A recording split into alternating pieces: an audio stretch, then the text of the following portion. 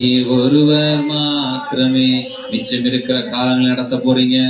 நீர் ஒருவர் மாத்திரமே அற்புதமாய் இருக்க போகுது. நீர் ஒருவர் மாத்திரமே ஆச்சரியங்களை நன்மைகளை சுதந்திரிக்க போறேன். நீர் ஒருவர் மாத்திரமே. பரிசுத்தரே பாத்திரரே மகிழ்ச்சியோடு, பரிசுத்தரே பாத்திரரே. நீர் ஒருவர் மாத்திரமே. நீர் ஒருவர் மாத்திரமே. எப்பக்கம் நொடுக்கப்பட்டும் நாங்கள் நொடுங்கி போவதில்லை. என்னை பலப்படுத்துற கிறிஸ்துவனை எல்லாவற்றையும் செய்ய எனக்கு பலன் உண்டு. நான் கர்த்தரை துதிக்கிறேன். ஹல்லேலூயா. இந்த புதிய தொடர் இயேசு யார், ஜீசஸ் யார், தேவ குமாரன் அவர், திருத்துவத்தின் 2ஆம் நபர் அவர், தேவனுடைய மடியில் அமர்ந்திருந்து அவரை அலங்கரிக்கிற மகத்துவம் உள்ளவரை நாம் என்ன செய்யறோம், தியானித்துக் கொண்டிருக்கிறோம். ஆமென் சொல்லுங்களேன். மகிமையான காரியங்களை கர்த்தர் நமக்கு என்ன செய்யறார், விளங்கி கொண்டிருக்கிறார். ஆமென். அல்லேலூயா சொல்லுங்களேன். போன வாரம் சொன்ன கர்த்தர் நல்லவர், அவங்களுடையதான அடையாளங்களை அதுவரை இல்லாத ஆசாரித்துவத்தை ஆபிரகாம் ஆசரிக்கிறான் என்று சொன்னேன். ஆமென் சொல்லுங்களேன். பாஸ்ட் வீக்க சொல்லி நான் இந்த வாரத்துல கடந்து போக விரும்புகிறேன். கர்த்தர் உங்களோடு கூட இருப்பாராக. அதுவரையும் அப்படி ஒரு ஆசரிக்கல இல்லையா. அப்பவும் திராட்சரசம் கொண்டு வந்து ஆசாரியனை யாரும் அங்கீகரித்ததும் கிடையாது. அப்படி ஒரு ஆசாரித்துவமே உண்டாகவில்லாத நாட்கள்ல ஆசாரித்துவத்தை ஆதரித்த, அதை அனுசரித்த, தசமபாவம் கொடுத்து அதை கனப்படுத்தின ஆபிரகாமை பார்த்தோம். மோசே அப்படிதான். வரலாறு கிடையாது. இத்தனை லட்சம் குடும்பங்கள், கிட்டத்தட்ட 6,03,000 குடும்பங்கள், சொச்ச குடும்பங்கள் பஸ்காவை அடித்து ரத்தத்தினாலே உடன்படிக்கை உண்டாக்கி அனுசரித்தவர்கள் என்று சொல்லி ஒரு வரலாறு கிடையாது. எகிப்திலே அனுசரிக்கிறார்கள் என்று சொன்னேன். ஆமென் சொல்லுங்களேன். கற்பனைகள், நியமங்கள் இல்லையா, அது எல்லாவற்றையும் ரத்தத்தினால் ஆகிய புதிய உடன்படிக்கையை என்ன செய்யறாங்க, அவங்க அனுசரித்தார்கள் என்று சொல்லி இதெல்லாம் எதற்கு உண்டாயிருந்தது, தேவகுமாரனை அடையாளம் காட்டினார்கள். ஆமென் சொல்லுங்களேன். அதுவரை உலகமே அப்படிலாம் இல்ல. ஆனா இவர்கள் என்ன செய்யறாங்க, இல்லைங்க அது தேவகுமார் என்று சொல்லி தங்கள் வாழ்க்கையிலே அடையாளங்களாக அவர்கள் மாற்றிக்கொண்டாங்க. ஆமென் சொல்லுங்களேன். அல்லேலூயா. அதே போல தாவீதை சொன்ன, ராஜரீகம் என்றால் அதிக ஜனங்கள் இருக்கணும், ராஜரீகம் என்றால் அதிக குதிரைகள் இருக்கணும், ராஜரீகம் என்றால் அதிக ஆட்கள், காலாட்படை படையெல்லாம் வச்சு அதுல அவன் என்ன செய்யணும், இருக்கணும். ஆனா தாவீதின் ராஜரீகம் என்பது வேற. ஒரே ஆள் போதும் சிங்கத்தை முடிப்பான், ஒரே ஆள் போதும் கரடியை முடிப்பான், ஒரே ஆள் போதும் கோலியாத்தை முடிப்பான், 400 பேரை கொண்டு ராஜ்யங்களை எதிர்ப்பான். ஆமென் சொல்லுங்களேன். அது ராஜரீகம் வித்தியாசமானது. அந்த ராஜரீகம் தேவன் தந்த ராஜரீகம் என்று சொன்னேன். ஆமென் சொல்லுங்களேன். ஹல்லேலூயா, ஹல்லேலூயா. தேவன் பின்பதாக இன்னொரு காரியத்தை நான் அதுல அப்படி டச் பண்ணேன். தேவன் எப்படி இயேசு கிறிஸ்து, ஒரு பெரிய வேலை அது. ஆமென் சொல்லுங்களேன். ஒரு பெரிய வேலை. என்ன வேலை?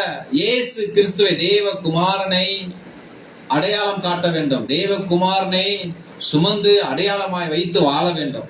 ஒரு மாபெரும் ஒரு சோதனைகள் வரும், எல்லாம் வரும். ஆனாலும் என்ன செய்யணும், எப்படி இவ்வளவு பெரிய வேலைக்கு, இப்படி சாதாரணமானவர்கள், கைவிடப்பட்டவர்கள், காட்டிலே திறந்த வனாந்தரத்தில் ஆடுகளை மேய்த்துக் கொண்டு எப்படி இயேசு தேவன் நம்பினார், எப்படி தன்னுடைய குமாரனை இவர்கள் மகிமைப்படுத்துவாங்க, தேவன் எப்படி நம்பினார் என்று சொல்லி நம்ம போன வாரம் பார்த்தோம். ஒரு கிளான்ஸ் எடுத்தோம். அவர்களிடத்துல தூசிக்கிற தூசண வாய்கள் இல்ல, அவரிடத்துல தாழ்மை இருந்தது, அவரிடத்துல கீழ்ப்படிதல் இருந்தது, அவரிடத்துல காத்திருத்தல் இருந்தது என்று சொல்லி போன வாரத்துல நாம் முடிச்சோம். ஆமென் சொல்லுங்க பாப்போம்.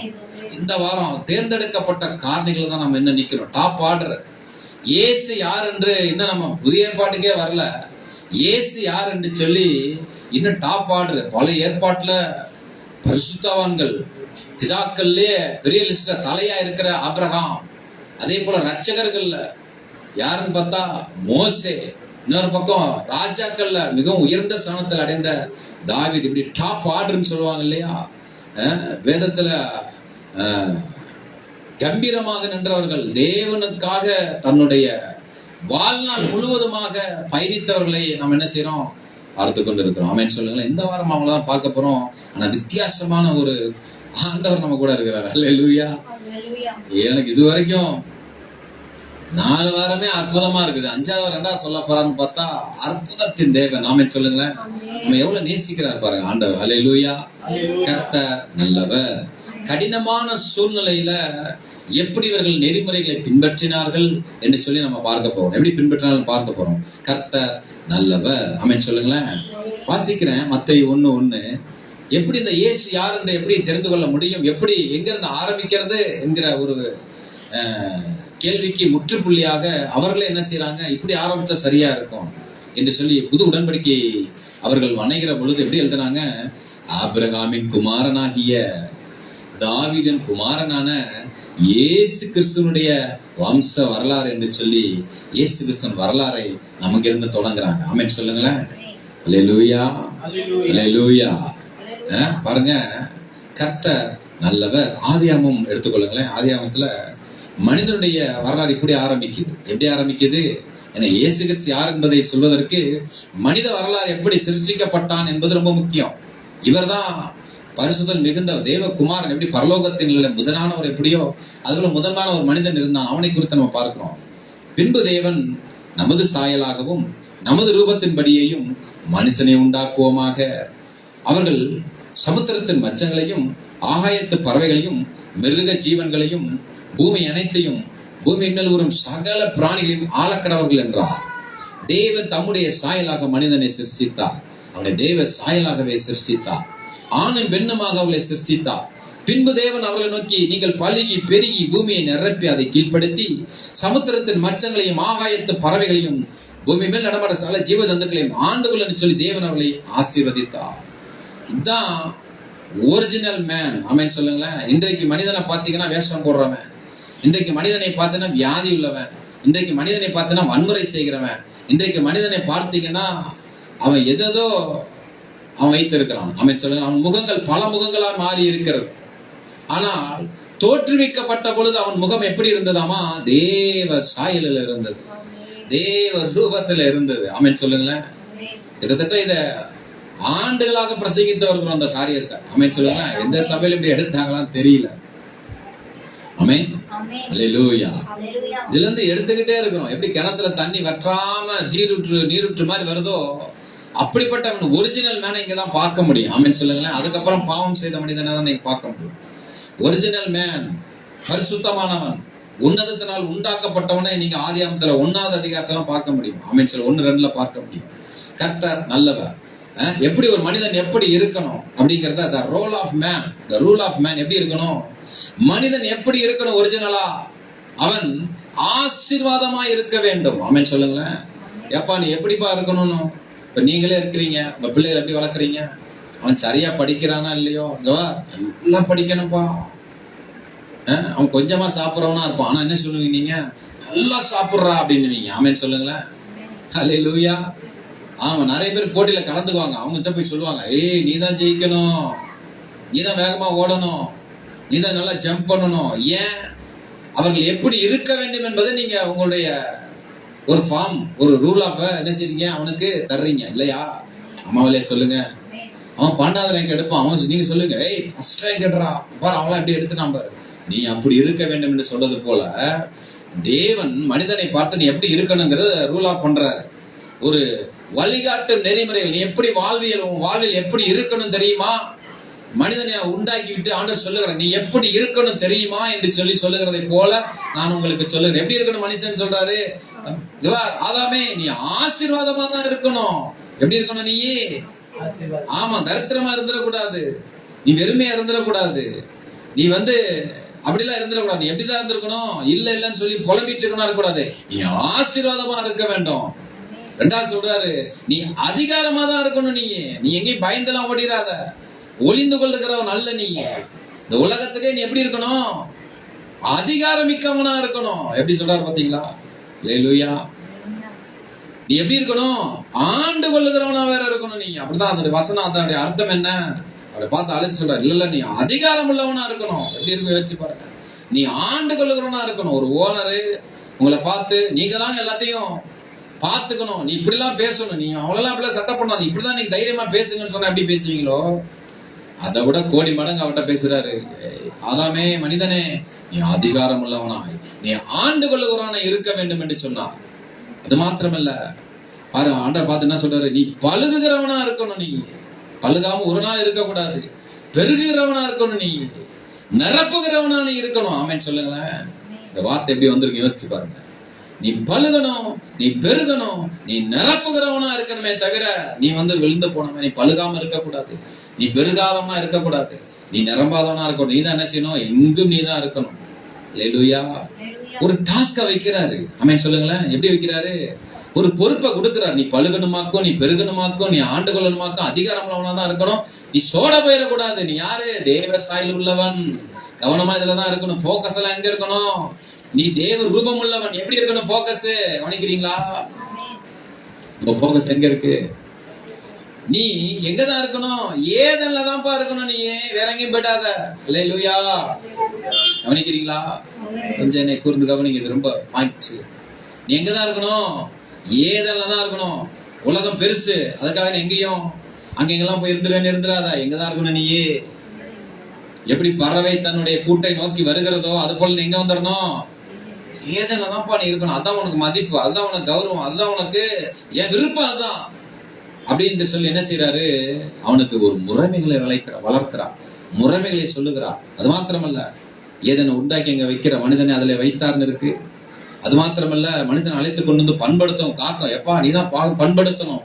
நான் எப்படி பூமியை பண்படுத்தினேனோ, ஒன்னாவது அதிகாரத்துல எப்படி ஒழுங்கின்மையும் வெறுமையும் இருளமா இருந்ததை நான் வெளிச்சத்தையும் இருளையும் கொண்டு வந்து பண்படுத்தினேனோ, எப்படி கனி விதைகளை எல்லாம் கொடுத்து பண்படுத்தினேனோ, எப்படி மெச்சங்களை மிருக ஜீவன்களை எல்லாத்தையும் வைத்து நான் என்ன செஞ்ச பூமியவே என்ன பண்ண அழகுற பண்ணிட்டேனோ. பியூட்டிஃபுல், மார்வலஸ், இன்னும் என்ன வார்த்தை இருக்குன்னு தெரியல. அப்படி நான் எப்படி பண்ணேனோ அது மாதிரி நீ என்ன செய்யணும்? பண்படுத்தவும் என்ன செய்யணும்? அதை எப்படி காக்கணுமோ, எப்படி ஒரு பெரிய அலை எல்லாத்தையும் மூடிடாம அதுக்கு கரையை வைத்து கட்டளையிட்டு வைத்திருக்கிறனோ, எப்படி சூரியன் எல்லாம் உண்டாக்கி அது தொகுடி கீழே விழுந்துடாதபடிக்கு ஈர்ப்பு விசையெல்லாம் வைத்து அங்கேயே நிலை நிற்கும்படியாக சுற்றி வர பண்ணினேனோ, அது போல என்ன செய்யணும்? பூமிய பண்படுத்த வேண்டும், காக்க வேண்டும். அல்லேலூயா. ஆமென் சொல்லுங்களேன். 2வது அதிகாரத்துல இப்படிதான் முடியுது. நான் உள்ள போக எனக்கு டைம் இல்லை, அதனால அப்படி போறேன். பாருங்க, எல்லா மிருக ஜீவன்களும் வருஷம் கட்டி வாங்க. ஆதாம் என்ன பேர் செவி வைக்கிறானோ அதான் உங்க பேர். இங்க வா, நீ யாரு? இவ்வளவு ரோமா இருக்கு, யார் நீ?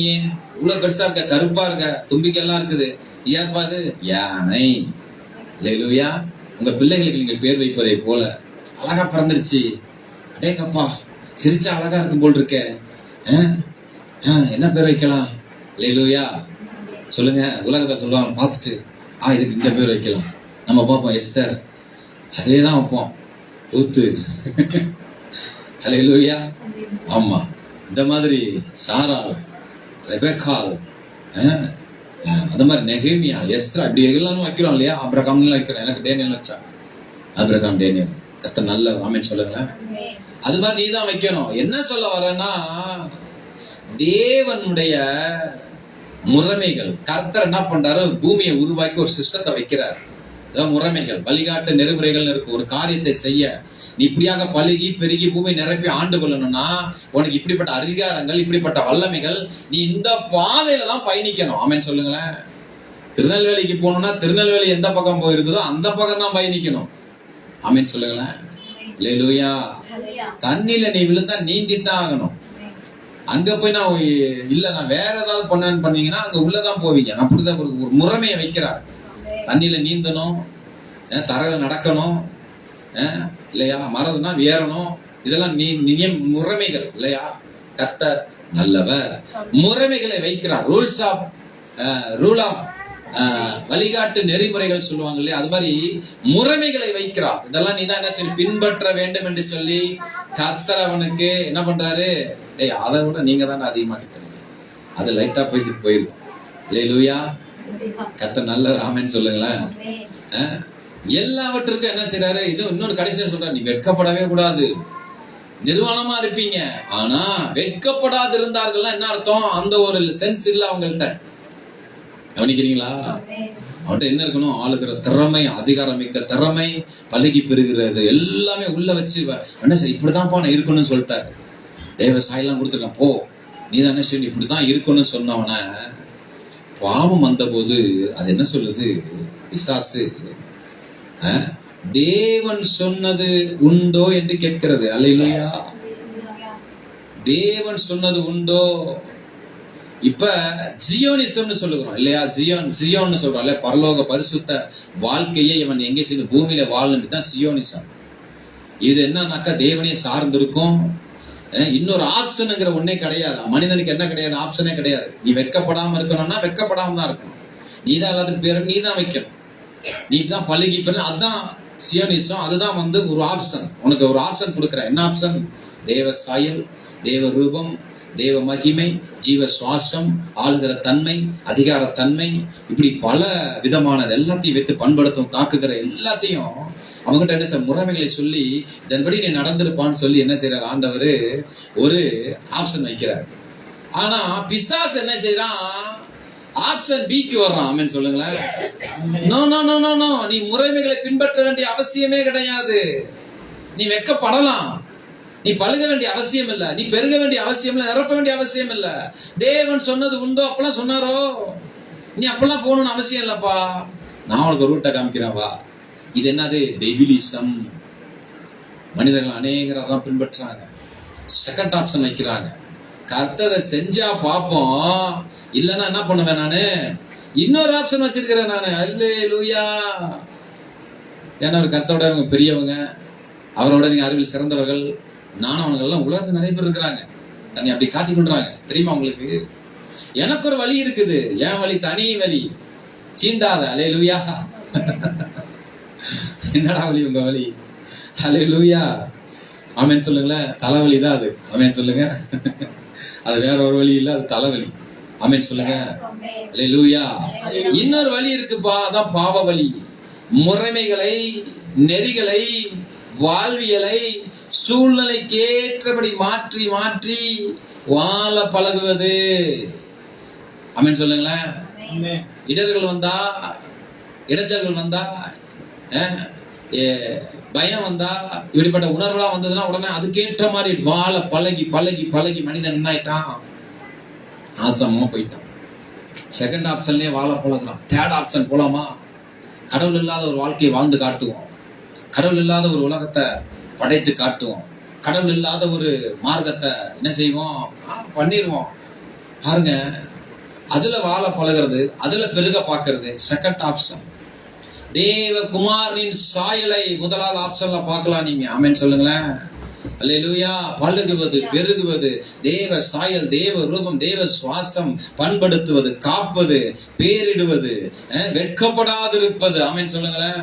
இப்படிப்பட்ட காலங்களை எதுல பார்க்கலாம்? தேவ சாயலை, தேவ குமாரி சாயலை காட்ட முடியாத ஒரு சாயல் இருக்கிறது. அதான் டெவிலிஷம்.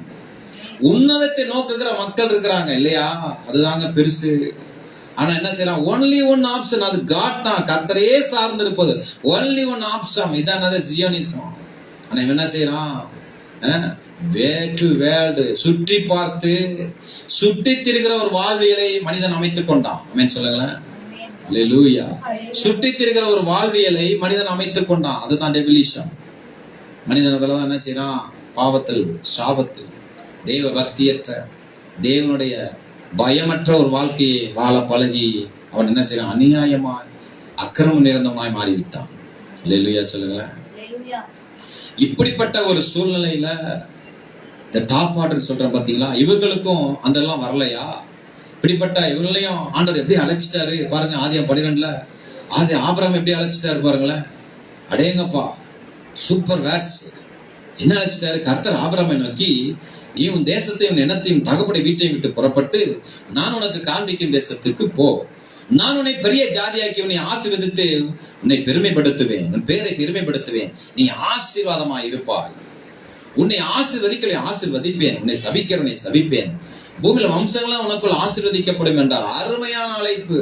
Option A super. என்னது? சியோனிசம். சியோனின் வாழ்க்கை வாழ நீ தயாரா வரியா ஆபிரகாமே என்று சொல்லி தேவன் என்ன செஞ்சிட்டாரு?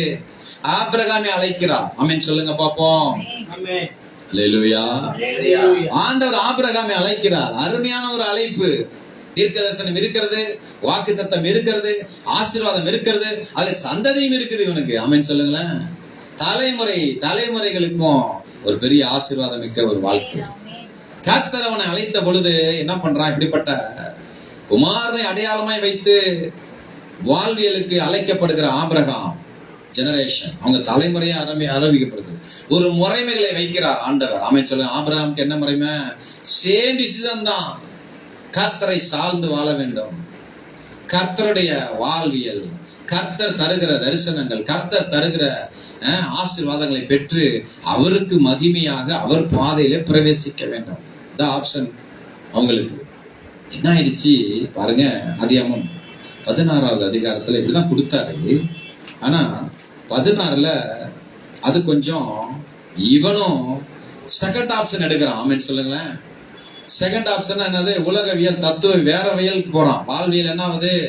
தேவகுமாரனை அடையாளமாக ஒரு வாக்குத்தத்தம் கொடுத்துட்டாரு.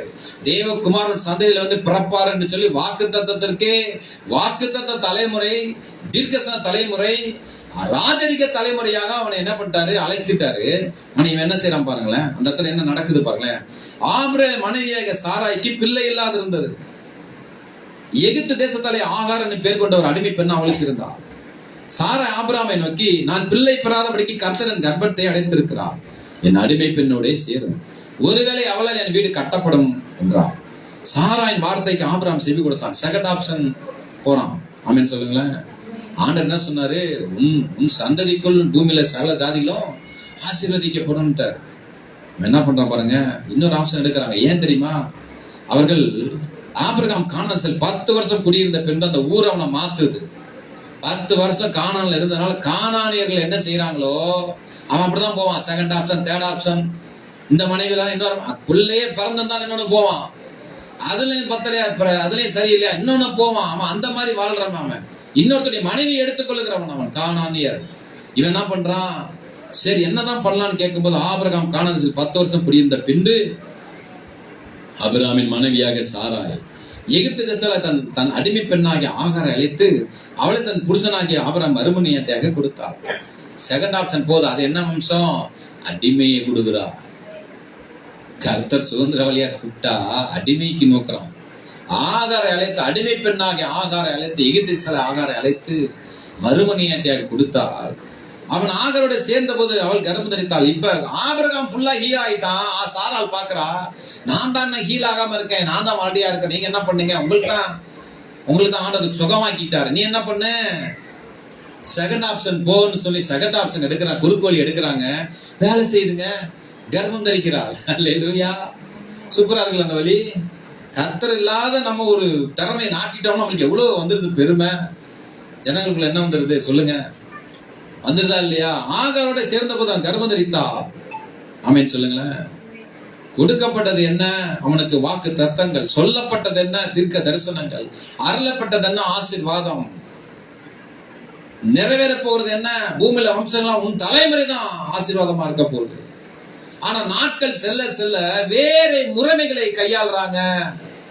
தேவ முறைமைகளை விட்டு கர்த்தர் சொல்லிய இதை விட்டுட்டு வேறொரு முறைமையை கையாளுறாங்க. அது அவங்களுக்கு என்ன கொடுக்குது? பலன் கொடுக்குது. முறைமையை மாற்றி ஆபிரகாம் அது நிமித்தம் என்ன வந்துருச்சு? அது ஒர்க் அவுட் ஆகணும்னா என்ன வந்துருச்சு? செலக்ட் பண்றான். ஆகார செலக்ட் பண்றான். யார் செலக்ட் பண்றா? சாரால் செலக்ட் பண்றா. ஆபிரகாம் அதுக்கு ஓகே சொல்லிட்டான். செலக்டட். 2 பேரும் செலக்ட் பண்ணிட்டாங்க. கர்த்தர்லாம் கேட்கல. கர்த்தருக்கு அங்க என்ன இல்ல, இடம் இல்ல, ஒண்ணு இல்ல. ஏன்னா அவர் சொன்னது வேற இல்லையா, அதனால கேட்கல. அல்லேலூயா. என்ன சொல்ல மாட்டீங்க? அது நிமித்தம் அடிமை வம்சம் பிறக்கிறது. ஆமென் சொல்லுங்களேன். 17வது அதிகாரத்தில் ஆண்டவர் திரும்ப வர்றாரு பாருங்களேன். என்ன சொல்றாரு பாருங்களேன். ஆபிரகாம் 99 வயதான போது கர்த்தர் ஆபிரகாமுக்கு தரிசனமாகி, நான் சர்வ வல்லமையுள்ள தேவன், என் முறைமைகளை நீ மாற்றுகிறாய் ஆபிரகாம், நான் உனக்கு வாக்குத்தத்தம் அருளி இருக்கிறேன், தீர்க்கதரிசனம் அருளி இருக்கேன், ஆசீர்வாதம் கொடுத்திருக்கிறேன். உன் தலைமுறையே என்னுடைய தலைமுறை போல ஜியோனிசத்துக்கு அழைத்தா நீ டெபிரி சேம்பா போற, அடிமைத்தனத்துக்கு ஏன் போற மறுபடியும்? அல்லேலூயா. புரியுதா நான் சொல்ல வர்றது? நீ எனக்கு முன்பதாக நடந்து கொண்டு உத்தமனாயிரு, நான் உனக்கும் எனக்கும் நடுவகையின் உடன்படிக்கை ஏற்படுத்தி உன்னை மிகவும் திரளாய் பெருக பண்ணுவேன் என்றார். என்ன பண்றாரு? மறுரூபப்படுத்த நினைக்கிறார் அந்த சாதியை, அந்த ஜனத்தை. ஆபிரகாம் என்ன செய்யறாரு பாருங்க. அப்பொழுது ஆபிரகாம் முகங்குப்புற விழுந்து வணங்கினான். தேவன் அவனோட பேசி, நான் உன்னோட பண்ணுகிற உடன்படிக்கை என்னவென்றா, நீ திரளான ஜாதிகளுக்கு தகப்பனாவா. இதுதான் ஏற்கனவே சொல்லி இருக்கிறாரு. இனி உன் பேர் ஆபிரகாம் என்னப்படாமல் நான் உன்னை திரளான ஜாதி தகப்பனாக ஏற்படுத்தின அப்படியா, உன் பேர் ஆபிரகாம் என்னப்படும். வேறொரு கம்யூனிட்டி தர்றாரு. ஆபிரகாம்ல தான் இப்படி மாறிட்ட, உனக்கு இன்னொரு கம்யூனிட்டி தரும். பேரை என்ன செய்யறேன், நான் மாற்றுகிறேன். பேர் சொல்லி அழைக்கிற தேவன் அல்லவா. அழகா என்ன ஆபிரகாம் என்றால் ஜாதிகளுக்கு தகப்பன், திரளான ஜாதிகளுக்கு தகப்பன் என்று சொல்லி என்ன செய்யறாரு, மாற்றுகிறார். உன்னை மிகவும் அதிகமாய் பல்லுக பண்ணி உன்னிலே ஜாதிகளை உண்டாக்குவேன், உன்னிடத்துல ராஜாக்கள் தோன்றுவார்கள். அல்லேலூயா. அடுத்து சொல்றாரு பாருங்கள, உனக்கும் உனக்கு பின்வரும் உன் சந்ததிக்கும் நான் தேவனாய் இருக்கும்படி. இதுதான் என்னது சியோனிசம். நான் தேவனாய் இருக்கும்படி. நீ உலகத்துல போய் வேற எதையும் என்ன பண்ணிட்ட, பெத்துட்டப்பா, வேற உன்னை கொடுத்துட்ட, அதுல நான் இருக்க மாட்டேன், அவங்களுக்கு நான் தேவனா இருக்க முடியாது. வாக்குத்தத்தம் பண்ணப்பட்டது எதுவோ, எது பரிசுத்தம் பண்ணப்பட்டதோ, எது முத்திரை செய்யப்பட்டதோ, எதை கொடுத்த ஆண்டவர் முறைமை வைத்தாரோ அதுலதான் அவர் இருக்க முடியும். சோ நீங்க தான் அவருடைய முறைமைகளுக்கு வர வேண்டும். ஆமென் சொல்லுங்களேன். பக்கத்துல பார்க்கல வந்துருவீங்களா? நான் தேவனா இருக்கும்படி எனக்கும் உனக்கும் முன்பினக்கும் பின் தலைமுறையாக வரும் முன் சந்ததிக்கும் நடுவே என் உடன்படிக்கையை நித்திய உடன்படிக்கையாக ஸ்தாபிப்பே. சூப்பர் வேர்டு சொல்றாரு. எப்ப நீ அதுல போயிட்ட, ஆனா நான் உன்னை மறுரூபப்படுத்த விரும்புகிறேன். தேவன் பாருங்க ஆபிரகாம் எவ்வளவு நேசிக்கிறார் பாருங்க. ஆமென் சொல்லுங்களேன். அவன்கிட்ட என்ன இருந்துச்சுன்னு சொன்ன, நான் போன வாரம் அவனிடத்த தூசிக்கிற எண்ணம் இல்லை. அவன் தாழ்மையா இருந்தான், அவன் காத்திருந்தான், அவன் என்ன பண்றான், கீழ்ப்படுகிறான். உடனே முகங்குப்புற விழுந்துட்டான். இல்லைங்க ஆண்டவரை, நீங்க தரேன்னு சொன்னீங்க, தராம விட்டுட்டீங்க, நான் என்ன பண்றது? கேள்வியில அவன் கேட்கல. ஏன்னா இல்லாம தானே இருந்துச்சு. 10 வருஷம் இல்ல, வெயிட் பண்ணி தான் பார்த்துட்டேன், வெயிட் பண்ணி தாங்க நான் அந்த காரியத்தை செஞ்சேன். நீங்க வருவீங்கன்னு பார்த்தேன், வரல, அதனால நான் இந்த மாதிரி செஞ்சுட்டேன்னு சொல்றாங்களா, அந்த மாதிரி சொல்லியிருப்பான், சொல்லலாம். ஆனா அவன் என்ன செய்யறான், இன்னும் முகங்குப்புற விழுந்து வணங்குகிறான். இதுதான் ஆபிரகாம். ஆமென் சொல்லுங்களேன். என்ன சொல்றாரு பாருங்க மறுபடியும் 10 பாருங்க. எனக்கும் உங்களுக்கும் உனக்கு பின்வரும் உன் சந்ததிக்கும் நடுவே உண்டாகிறதும் நீங்கள் கைகொள்ள வேண்டியதுமான என் உடன்படிக்கை என்னவென்றால், உங்களுக்குள் பிறக்கும் சகல ஆண் பிள்ளைகளும் விருத்த சேதனம் பண்ணப்பட வேண்டும். இங்கதான் விருசனம் வருது. அவர் அன்னைக்கு சொன்ன அடையாளமா அப்பவும் திராட்சரசமும் கொண்டு வந்த ஆசாரத்துவத்தை ஏற்றுக்கொண்டான்னு சொன்ன இல்லையா. இப்ப இன்னொரு முறைமையை சொல்றாரு, அதை ஏற்றுக்கொள்றான். ஹலோ, புரியுதா இல்லையா உங்களுக்கு? முறைமைகளை கர்த்தர் அறிவிக்கிறார். எப்படி ஆதியில ஆதாமுக்கு சில முறைகளை கொடுத்து அவன் இழந்து போட்டான். ஆனா ஆபிரகாம் கொடுத்து என்ன செய்யறான், பாவ வழியில நின்றதுனால மறுபடியும் என்ன செய்யறாரு, விருத்த சேதனத்தை கொடுக்கிறாரு. ஆமென் சொல்லுங்களேன். அதையும் தன் உள்ளத்துல ஏற்றுக்கொள்கிறான். ஆமென் சொல்லுங்களேன். விருசனம் பண்ணாக்க என்ன நடக்கும்னு உங்களுக்கு தெரியும் இல்லையா. மாம்சத்தின் நொழித்தோலை என்ன பண்ணுவாங்க, அதை அடையாளமாக எடுத்து விடுவார்கள். அல்லேலூயா சொல்லுங்களேன். அதையும் என்ன செய்யறான், அதையும் அவன் நிறைவேற்றுகிறான். கொடுத்து நித்திய உடன்படிக்கையை ஸ்தாபிக்கிறார், அவனை மாற்றுகிறார். ஆமென் சொல்லுங்களேன். இப்ப வேர்ல்டுலயே அன்றைக்கு இருந்த அத்தனை கோடி ஜனங்கள் மத்தியில ஆபிரகாம் ஒருவன் தான் விருத்த சேதனம் உள்ளவன். தனியா காமிச்சிட்டார் அவன். நீ ஆபிரகாமா இருந்தப்ப உலகத்துல சூரியல் அவனை போல செஞ்சிட்டு இருந்த, தனியா நிறுத்துறார். ஆபிரகாம் என்றால் யாரு? முதலாக விருத்தசனம் பண்ணப்பட்டவன் ஆபிரகாம் என்றால் அப்பமும் திராட்சரசமும் எடுத்து தேவ சமூகத்தை தேவ குமாரனை காண்பித்தவன். ஆபிரகாம் என்றால் ஆசாரத்துவத்தை முதலாக என்ன செய்யறான், கடைபிடித்தவன் இவன் தான். First generation. அல்லேலூயா. புரியுதா உங்களுக்கு? அல்லேலூயா. என்ன பண்றாரு, முறைமையை தேவன் மாற்ற மாட்டார். அதுதான் பின்னாடி கீழே அவன் சொன்னாலும், அது சொன்னதுக்கு அப்புறம் வேற ஏதோ ஒரு அந்த ஏற்கனவே தப்பு பண்ணிட்டோமே அதை சரி செய்யணுமே சொல்லி கீழே பேசலாம் பாருங்களேன். 15வது வசனத்துல பாருங்க, 15ல. பின்னும் தேவன் ஆபிரகாமை நோக்கி, உன் மனைவி சாராயை இனி நீ சாரா என்று அலையாதிருப்பாயாக. சாராள் என்பது அவளுக்கு பேராய் இருக்கும். நான் அவளை ஆசீர்வதித்து அவளாலே உனக்கு ஒரு குமாரனையும் தருவேன். அவள் ஜாதிகளுக்கு தாயாகவும் அவளாலே ஜாதியின் ராஜாக்கு உண்டாகும், அவளை ஆசீர்வதிப்பேன் என்றார். அப்பொழுது ஆபிரகாம் முகங்குப்புற விழுந்து நகைத்து, சர்வ வல்லமை தேவன் சொல்லிட்டாரு, உன்னை பெருக பண்ணேன்னு சொல்லிட்டாரு, விருசன உடன்படிக்கையும் கட்டளையிட்டாரு, செய்யறேன்னு சொல்லிட்டு அவனும் செல்றதுக்கு அப்புறம் சாராளை பத்தி பேசினவன்னா அவளா, அவ எப்படி அப்படிங்கிற மாதிரி அவன் நகைக்கிறான் பாருங்களா. அப்பொழுது ஆபிரகாம் முகங்குப்புற விழுந்து நகைத்து, அவனால சிரிப்பு தாங்க முடியல, முகங்குப்புற விழுந்துட்டான். நகைக்கிறதுன்னு ஆயிடுச்சு. கர்த்தாவின் பாதத்திலே விழுந்து நகைக்கிறான். என்னாண்டவரை சிரிக்கிறான். நகைத்து 100 வயதானவனுக்கு பிள்ளை பிறக்குமோ, 90 வயதான சாரால் பிள்ளை பெறுவாளோ என்று தன் இருதயத்திலே சொல்லிக் கொண்டு கர்த்தர்ட்ட சொல்ல பாத்தீங்களா? சிலர்லாம் டைரக்டா அடிப்பாங்க ஆண்டவர்கிட்ட, ஆண்டவரே வரட்டும், ஆண்டவர் மட்டும் வந்துட்டாருன்னா வச்சிருக்கேன் பெரிய லிஸ்ட் வச்சு அடிச்சு அவரே என்ன பண்ணிடுவேன், நானு தோக்கடிச்சிருவேன். அவ்வளவு லா பாயிண்ட் என்கிட்ட இருக்குதாக்கும். ஆமே, இவன் அந்த மாதிரி பாயிண்ட் எல்லாம் வைக்கிறவன் இல்ல. அல்லேலூயா. என்ன சொல்றான், இஸ்மவேல் உமக்குன்பாக பிழைப்பானாக என்று ஆபிரகாம் தேவனிடத்தில் விண்ணப்பம் பண்ணினான். என்ன சொன்னான், அப்பையும் என் பிள்ளை தானே அது, பிழைச்சிட்டு போறான் விடுங்க அப்படிங்கிற மாதிரி ஆண்டவர் சொல்லும் போது ஆண்டவர் சொல்றாரு, நம்ம முறைமைகளை மாற்ற நினைக்கிறான் ஆபிரகாம். தேவன் தந்த வாக்கு தத்துவம், தேவன் தந்த தீர்க்கதரிசனம், தேவன் தந்த ஆசீர்வாதம் ஈசாக்குக்கு தான். அது உன் கர்ப்ப பிறப்பா இருப்பவனே இந்த ஆசீர்வாதத்தை சுதந்திரத்துக்குள். ஏன் அப்படி மாற்ற மாட்டேங்கிறார் ஆண்டவர்னா, அடிமை வம்சத்திலே தேவகுமாரன் பிறக்க கூடாது. தேவகுமாரனை நான் உனக்கு தரப்போகிறேன் ஆபிரகாம். அடிமை வம்சத்துல பிறக்கிறவர் அவரு. சொல்லுங்க, நீங்க சொல்லுங்க, அடிமை வம்சத்துல பிறக்கலாமா? தேவகுமாரன் பிறக்க முடியாது, பிறக்க கூடாது. அல்லேலூயா. அவர் ஒரு சுதந்திரவாளி, அங்கதான் வரணும். என்ன சொல்ல மாத்த நினைக்கிறான் ஆபிரகாம், நோ, என் பிள்ளை தானே, நோ, உன் வித்தா இருக்கலாம், ஓகே, அவனை நான் ஆசீர்வதிக்கிறேன், அவனை பிரபுவா மாத்திடுறேன், போ, அவன் உன்னுடைய வித்தா இருக்கலாம், அவனை நானே செஞ்சிடறேன், ஓகே, பெருக பண்றேன், போ, இருந்துட்டு போட்டோம், நோ ப்ராப்ளம், அது எனக்கு ஒரு பெரிய விஷயமே கிடையாது. அமேன் சொல்லுங்களேன்.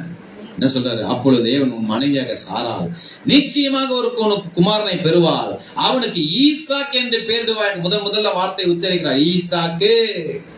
வாக்குத்தத்தம் பண்ணப்பட்ட பிள்ளை, முதலாக தேவனால் அருளப்பட்ட பிள்ளை. அல்லேலூயா. ஆபிரகாம் கொடுக்கப்பட்ட தலைமுறை சந்ததி, தேவகுமாரன் வந்து பிறக்க போறார் பாத்தீங்களா, முதற் பேரானவர். அந்த சாயலை ஒத்தவன் தான் இந்த ஈசாக்கு. பேதுவாயாக என் உடன்படிக்கையை அவனுக்கும் அவனுக்கு பின்வரும் சந்ததிக்கு நீத்திய உடன்படிக்கையாக ஸ்தாபிப்பேன். ஆமென் சொல்லுங்களேன். நான் மாதிரி சொல்றாரு பாருங்க, முறைமைகளை தேவன் மாற்ற மாட்டார். அவர் சொன்னதுதான். நான் சர்வ வல்லமை இல்லாமப்பா, நான் 100 எடுத்து நான் அதை நிறைவேற்றுவேன் என்று சொல்லி ஆபிரகாமுக்கு என்ன செய்யறாரு, அவன் மாற்ற நினைத்தான். என்னங்க பண்றது, நான் என்னங்க பண்றது அப்படின்னு சொல்றாங்க. என்னங்க பண்றது, இப்படி ஆகி போச்சு, நாங்களும் அதுக்கு தலையை ஆட்ட வேண்டியதா போச்சு. நிறைய பேர் அப்படிதான் சொல்றாங்க. ஆமீன் சொல்லுங்களேன். கர்த்தர் செய்வாருன்னு தான் பார்த்தோம், நாங்க ஜெபம் பண்ணோம், உபவாசம் இருந்தோம், என்னென்னமோ பண்ணி பார்த்தோம், ஒன்னும் நடக்கல. உடனே பக்கத்து வீட்டுக்கார் சொன்னாரு, ஏப்பா அப்படி இருக்கீங்க, கஷ்டப்படுறீங்களான்னு அவரே எங்க மேல பரிதாபப்பட்டு, கர்த்தர் கூட எங்க மேல பரிதாபப்படல, அந்த அண்ணன் என் மேல ரொம்ப பரிதாபப்பட்டாரு. என்ன பண்ணாரு, போன்லாம் பண்ணி விசாரிச்சு, அந்த அக்கா போன்லாம் பண்ணி விசாரிச்சு ஒரு வழியை காமிச்சாங்க. அந்த வழியில் நான் போனேன். வேற ஒரு ஆப்ஷன் பி போயிட்டாங்க. ஆனா ஆண்டு என்ன பண்றாரு, ஆப்ஷன் பி இல்லப்பா என்னுடைய தேர்வு, ஆப்ஷன் ஏ தான் என்னுடைய தேர்வு, ஒரே ஆப்ஷன் தான் என்னுடைய தேர்வு. ஆமென். முறைமைகளை கடினமான சூழ்நிலையிலும் ஆண்டவர் மாற்றுகிற அல்ல, சூழ்நிலை தான் மாத்துவதை தவிர ஆண்டவர் ஆப்ஷனை மாத்துறவர் அல்ல. பெரிய உன்னதமான வேலை, வாழ்வியல், இயேசுவை காட்ட வேண்டும். அந்த இடத்துல சந்ததியில இயேசு வர வேண்டும். ஆமென் சொல்லுங்க. தேவகுமாரன் வரப்போகிறாரு. நீ என்ன செய்யற, உன் குமாரன் பத்தி பேசுற, என் குமாரன் நான் பேசுறேன்ப்பா. அதான் ஈசாக்கு.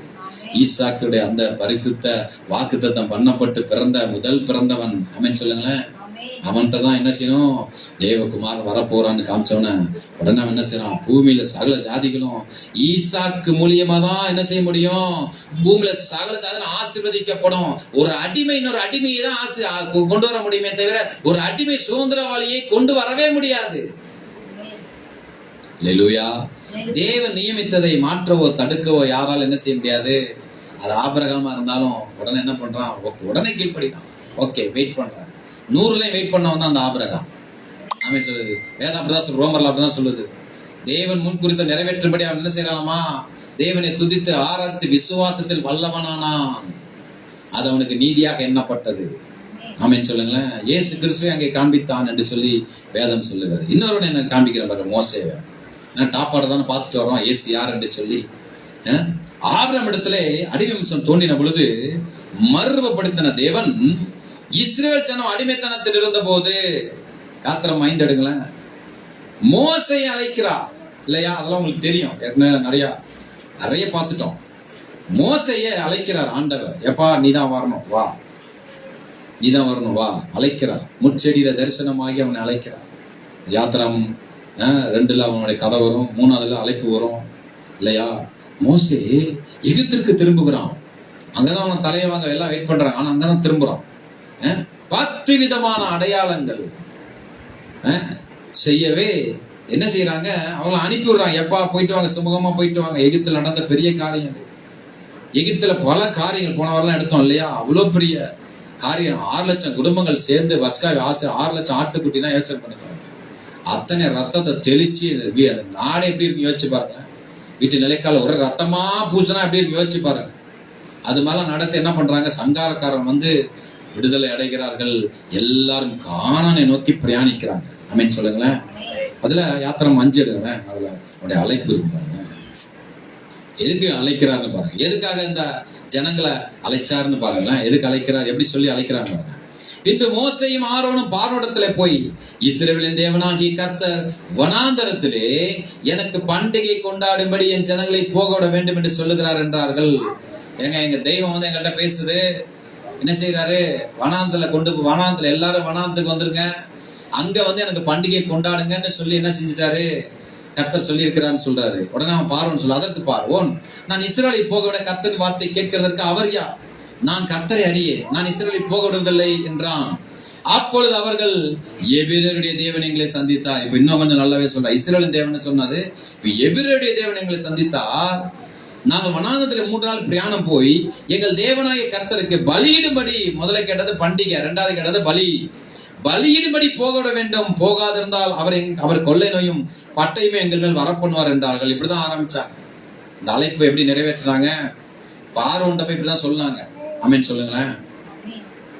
நீங்க ஆமென் சொன்னீங்கன்னா நீங்க ஓகேன்னு அர்த்தம். அப்பதான் நெக்ஸ்ட்டுக்கு போக முடியும் இல்லையா?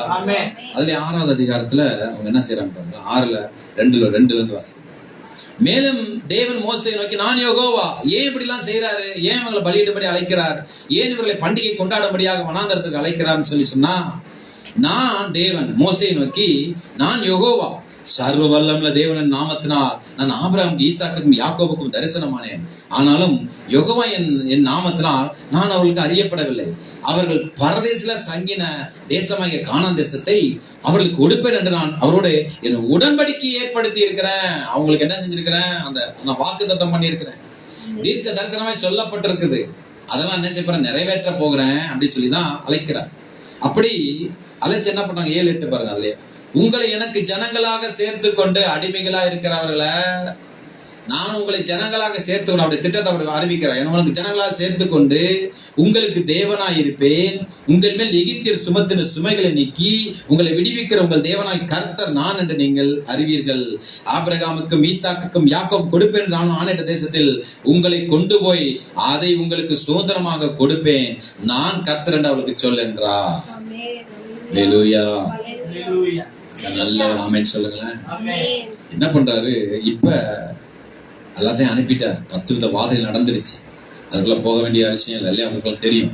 அது பின்பதாக மோசே உள்ள வந்து 10 விதமான அடையாளங்கள், சூரியனை மறைக்கலாம், எல்லாம் நடக்கு, தீ எல்லாம் வந்து விழுகுது, பெரும் கொப்பளங்கள் எல்லாம் வருது, பேன்கள் வருது, தவளைகள் வருது இல்லையா? இப்படி பலவித வண்டுகள் எல்லாம் வந்து தேசத்தை பாழாக்கி பின்பு என்ன செய்யறாங்க, சங்கார தூதன் இறங்கி சங்கரிக்கவே, போயிட்டு வாங்கடா மகராசியா, போயிட்டு வாங்க, தங்கம் வெள்ளி பொண்ணு வெளியேறப்பட்ட வஸ்திரம் எல்லாம் கொடுத்து பண்டிகை போய் கொண்டாடுங்க, இல்லைன்னா கொள்ளின எங்களுக்கு வருது, நீங்க போங்கன்னு சொல்லி பெரும் பொருளோடு புறப்பட்டு போகிறார்கள். அடிமைத்தனத்திலிருந்து அவர்கள் விடுதலை அடைகிறார்கள். ஆமென் சொல்லுங்களேன்.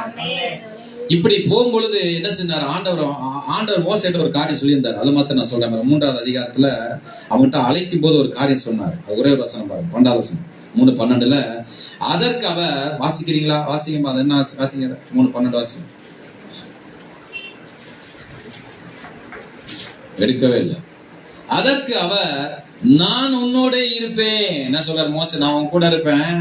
நீ ஜனத்தை எகிப்திலிருந்து அழைத்து வந்த பின்பு, இது சொல்றாரு பத்தி நடக்க போறது முன்னாடியே சொல்றாரு, நீங்கள் இந்த மலையில் தேவனுக்கு ஆராதனை செய்வீர்கள், நான் உன்னை அனுப்பினேன் என்பதற்கு இதுவே அடையாளம் என்றார். என்ன சொல்லிட்டாரு, இந்த மலையில நீ ஆராதனை செய்வான்னு மோசேட்ட சொல்லிட்டாரு. அவன் போய் பார்வோன்ட்ட சொல்லும் போது ஜனங்கள் இப்படி சொன்னா விடமாட்டான்னு சொல்லிட்டு, ஆராதனை செய்ய சொன்னா இங்கேயே செய்யுங்கன்றவான்னு சொல்லிட்டு, வனாந்தரத்துல பண்டிகை கொண்டாடும்படி கர்த்தர் எங்களை அழைத்திருக்கிறான், அங்க போறேன்னு சொல்லிட்டான். கீழே சொல்லும்போது சொல்றான், பலியிடும்படி நாங்கள் அனுப்பணுங்க, எல்லாம் கொள்ளை நோயும் பட்டயம் வரணும்னா. அதே மாதிரி பூமியில வந்த எகிப்துல வந்த உடனே அவன் சொன்னதான் நடக்குதுன்னு அனுப்பிட்டான். ஆமென் சொல்லுங்களேன். அல்லேலூயா. இப்ப தேவனோடு மோசே சீனாய் மலையில் 40 நாள் இரவும் பகலும் அப்பம் சாப்பிடாமலும் தண்ணீர் குடியாமலும் தேவ மகிமையோடு அங்கே அவன் என்ன முகமுகமாய் தேவனை தரிசித்து 10 விதமான கற்பனைகள், கட்டளைகள், நியமங்கள் பாத்தீங்கன்னா கிட்டத்தட்ட 20வது அதிகாரத்திலிருந்து அவன்கிட்ட ஆண்டவர் பேசுவார். 20வது அதிகாரத்துலதான் நம்மளுக்கு அந்த 10 கட்டளைகள் அங்கதான் இருக்கு இல்லையா? 20 யாத்திராம் 20ல தான் 10 கட்டளைகள் இருக்கு. கிட்டத்தட்ட 31 அதிகாரங்கள். அதுல 31வது அதிகாரம் வரைக்கும் நியமங்கள், பிரமாணங்கள், யார் வந்து செய்யணும், எப்படி எல்லாம் நடத்தணும், அடிமைகள் எப்படி வச்சு கொள்ளணும், எப்படி நீங்க என்ன ஆராதிக்கணும், என்ன மாதிரி மகா பரிசுத்த ஸ்தலம் வெளி பிரகாரம் எப்படி உண்டு பண்ணணும், எப்படி மெல்லி எதெல்லாம் அதுக்கு உண்டு பண்ணணும், மெல்லிய திருத்த நூல், இளம்பஞ்சு நூல், இளநீல நூல், ரத்தாம்பர நூல், இதெல்லாம் எப்படி அழகா கொக்கிகளை எப்படி உண்டு பண்ணணும், எல்லாவற்றையும் ஆண்டவர் பேசுகிறார்.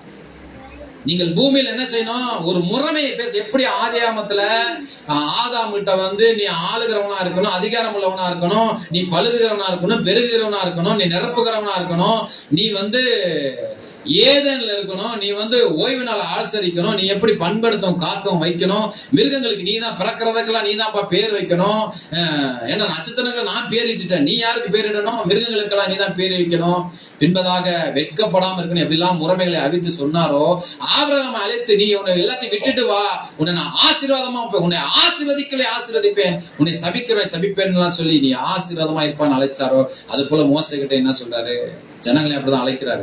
இப்படிலாம் செய்ய போறப்ப மோசேன்னு ஒரு பிரமாணங்களை, நியமங்களை, கற்பனைகளை, கட்டளைகள் எல்லாம் என்ன செய்யறாரு, விதிகள் எல்லாம் அவனுக்கு சொல்றாரு. ஆனா வேற நடக்குது பாருங்களேன். 32ல வாசிக்கிறேன் பாருங்க. மோசே மலையிலிருந்து இறங்கி வர்றத தாமதிக்கிற ஜனங்கள் கண்ட போது என்ன பண்றாங்க, ஆப்ஷன் பிக்கு போயிட்டாங்க. வேற ஒண்ணுல சிம்பிளா சொல்றேன் பாருங்க. அவர்கள் ஆரண்டத்தில் கூட்டமா வர்றாங்க. அவனை நோக்கி, எகிப்து தேசங்களை அழைத்து கொண்டு வந்த அந்த மோசேக்கு என்ன சம்பவித்ததோ அறியோ, ஏன்னா இவங்க எல்லாம் பார்க்கல இல்லையா, 40 நாள் ஆச்சு. ஆமென் சொல்லுங்களேன். மோசே சீனாய் மலைக்கு போய் எத்தனை நாள் ஆச்சு, 40 நாள் ஆச்சு. 10 நாள் ஒருத்தன் சாப்பிடாம இருப்பான், நாங்க ஏத்துக்கொள்றோம். 20 நாள் சாப்பிடாம இருப்பான், ஓகே. 1 மாசம் கூட ஓகே. அதை தாண்டிச்சுன்னா மனுஷன் உயிரோடு இருக்க மாட்டான். அதனால அவன் என்ன செஞ்சிருப்பான், அவன் ஐக்கியமாயிட்டான். யாரோட, தேவனோட ஐக்கியமாயிட்டான். மலையோட மலையா அவன் என்ன பண்ணிட்டான், ஆண்டோட போயிட்டான் போட்டு நாங்க நம்புறோம். நீ என்ன பண்ணு, நெக்ஸ்ட் ஜெனரேஷன் நீ தான் இருக்கிற, அடுத்த இடத்துல நீ தான் இருக்கிற. நான் உங்களை என்ன பண்றோம், நீ வந்து ரட்சகனா மாறிக்க எங்களுக்கு அறிவோம். அதனால் நீர் எழுந்து எங்களுக்கு முன் செல்லும் தெய்வங்களை எங்களுக்காக உண்டு பண்ணும் என்றார்கள். அதற்கு ஆரோன் ஒண்ணு ரொம்பலாம் சொல்லல, ஆப்ஷனுக்காக இல்லப்பா, ஆண்டு நமக்கு நிறைய வாக்குத்தத்தம் கொடுத்திருக்கிறாரு, பாலும் தேனும் நலம் விசாலம் தேசத்துல கொண்டு போய் சேர்க்க அவர் இறங்கி இருக்கிறாரு, அதனால கொஞ்சம் வெயிட் பண்ணுவோம். அவன் வெயிட்டே பண்ணல பாருங்களேன், கீழ்ப்படிந்துட்டான் பாருங்க. அப்படியே ஜனங்களுக்கு சாராயின் வார்த்தைக்கு ஆபரம் எப்படி கீழ்ப்படிந்தானோ, கொஞ்சம் கூட மிஸ்டேக் இல்ல, ஆரம் கீழ்படிக்கிறான். யாருக்கு, ஜனங்களுக்கு. உடனே கீழ்படிஞ்சிட்டான். அடேங்கப்பா, ஏன்னா கூட்டம் கூடியில வந்திருக்காங்க. ஒருத்தர் சொன்னா பரவாயில்ல வீட்டுல, 2 பேர் சொன்னா பரவாயில்ல வீட்டுல, உறவுகள் யாரோ ஒருத்தர் 2 பேர் பித்தப்பா பெரியப்பா பிடிக்காதுன்னு சொன்னா பரவாயில்ல, எல்லாருமே வந்து ஒரு வித்த கருத்தோடு வந்து பேசுறாங்க. ஹலோ, கவனிக்கிறீங்களா? எல்லாரும் என்ன பண்றாங்க, நீ செய்யற தப்புமா, ஐயோ நீ செய்யற தப்புப்பா, இப்படிதான்ப்பா பண்ணணும், நாங்கெல்லாம் இப்படிதான்ப்பா வந்திருக்கோம், நீ என்ன செஞ்சிரு. ஆமா, அல்லேலூயா. உலகத்தை சொல்லித்தராங்க. உடனே ஆரோன், உங்கள் மனைவிகள் குமாரத்துடைய காதலில் இருக்கிற பொன்னணியை கலந்து எடுத்து கொண்டு வாருங்கள் என்றான். ஒரு முறைமையை உண்டாக்குறான். பொண்ணெல்லாம் கொண்டு வா. ஜனங்கள் எல்லாரும் தங்கள் காலில் இருந்த பொருளை கலட்டி ஆண்டதுக்கு என்ன இவன் சொல்றதான் அவன் கேட்டான். என்ன ரச்சகன் முடிவு பண்ணிட்டு இருக்காங்க. அவர்கள் கையிலிருந்து அவன் அந்த பொண்ணை வாங்கி சிற்பக்கிற கருபிடித்து ஒரு கண்டுக்குட்டியை வார்ப்பித்தான். என்ன உள்ள என்ன இருக்குன்னு தெரிய வந்துருச்சு. உள்ள என்ன இருக்குன்னு, ஜனங்கள்ட்ட என்ன இருந்துச்சுங்கிறது வெளியே வந்துருச்சு. அது என்னவா இருக்குது, இப்ப கன்றுக்குட்டியா இருக்குது. கன்றுக்குட்டியை வார்ப்பித்தான். அப்பொழுது அவர்கள், இஸ்ரவேலரே, உங்களை எகிப்து தேசத்திலிருந்து அழைத்துக் கொண்டு வந்த உங்கள் தெய்வங்கள் இவைகளே என்றார்கள்.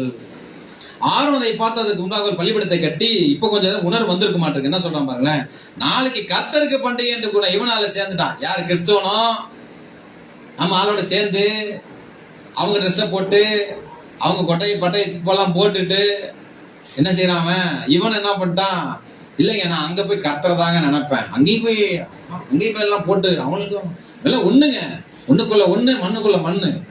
அல்லேலூயா. ஒண்ணுமண்ணா இருக்குன்னு சொல்றாள், அந்த ஒண்ணுமண்ண இவன் தான். அல்லேலூயா. என்ன நீங்க யாரும் நினைக்கிறீங்க இவனா அவனா அவனா அவனா? அவனேதான். நீங்க வேற யாரும் அவனேதான். அல்லேலூயா.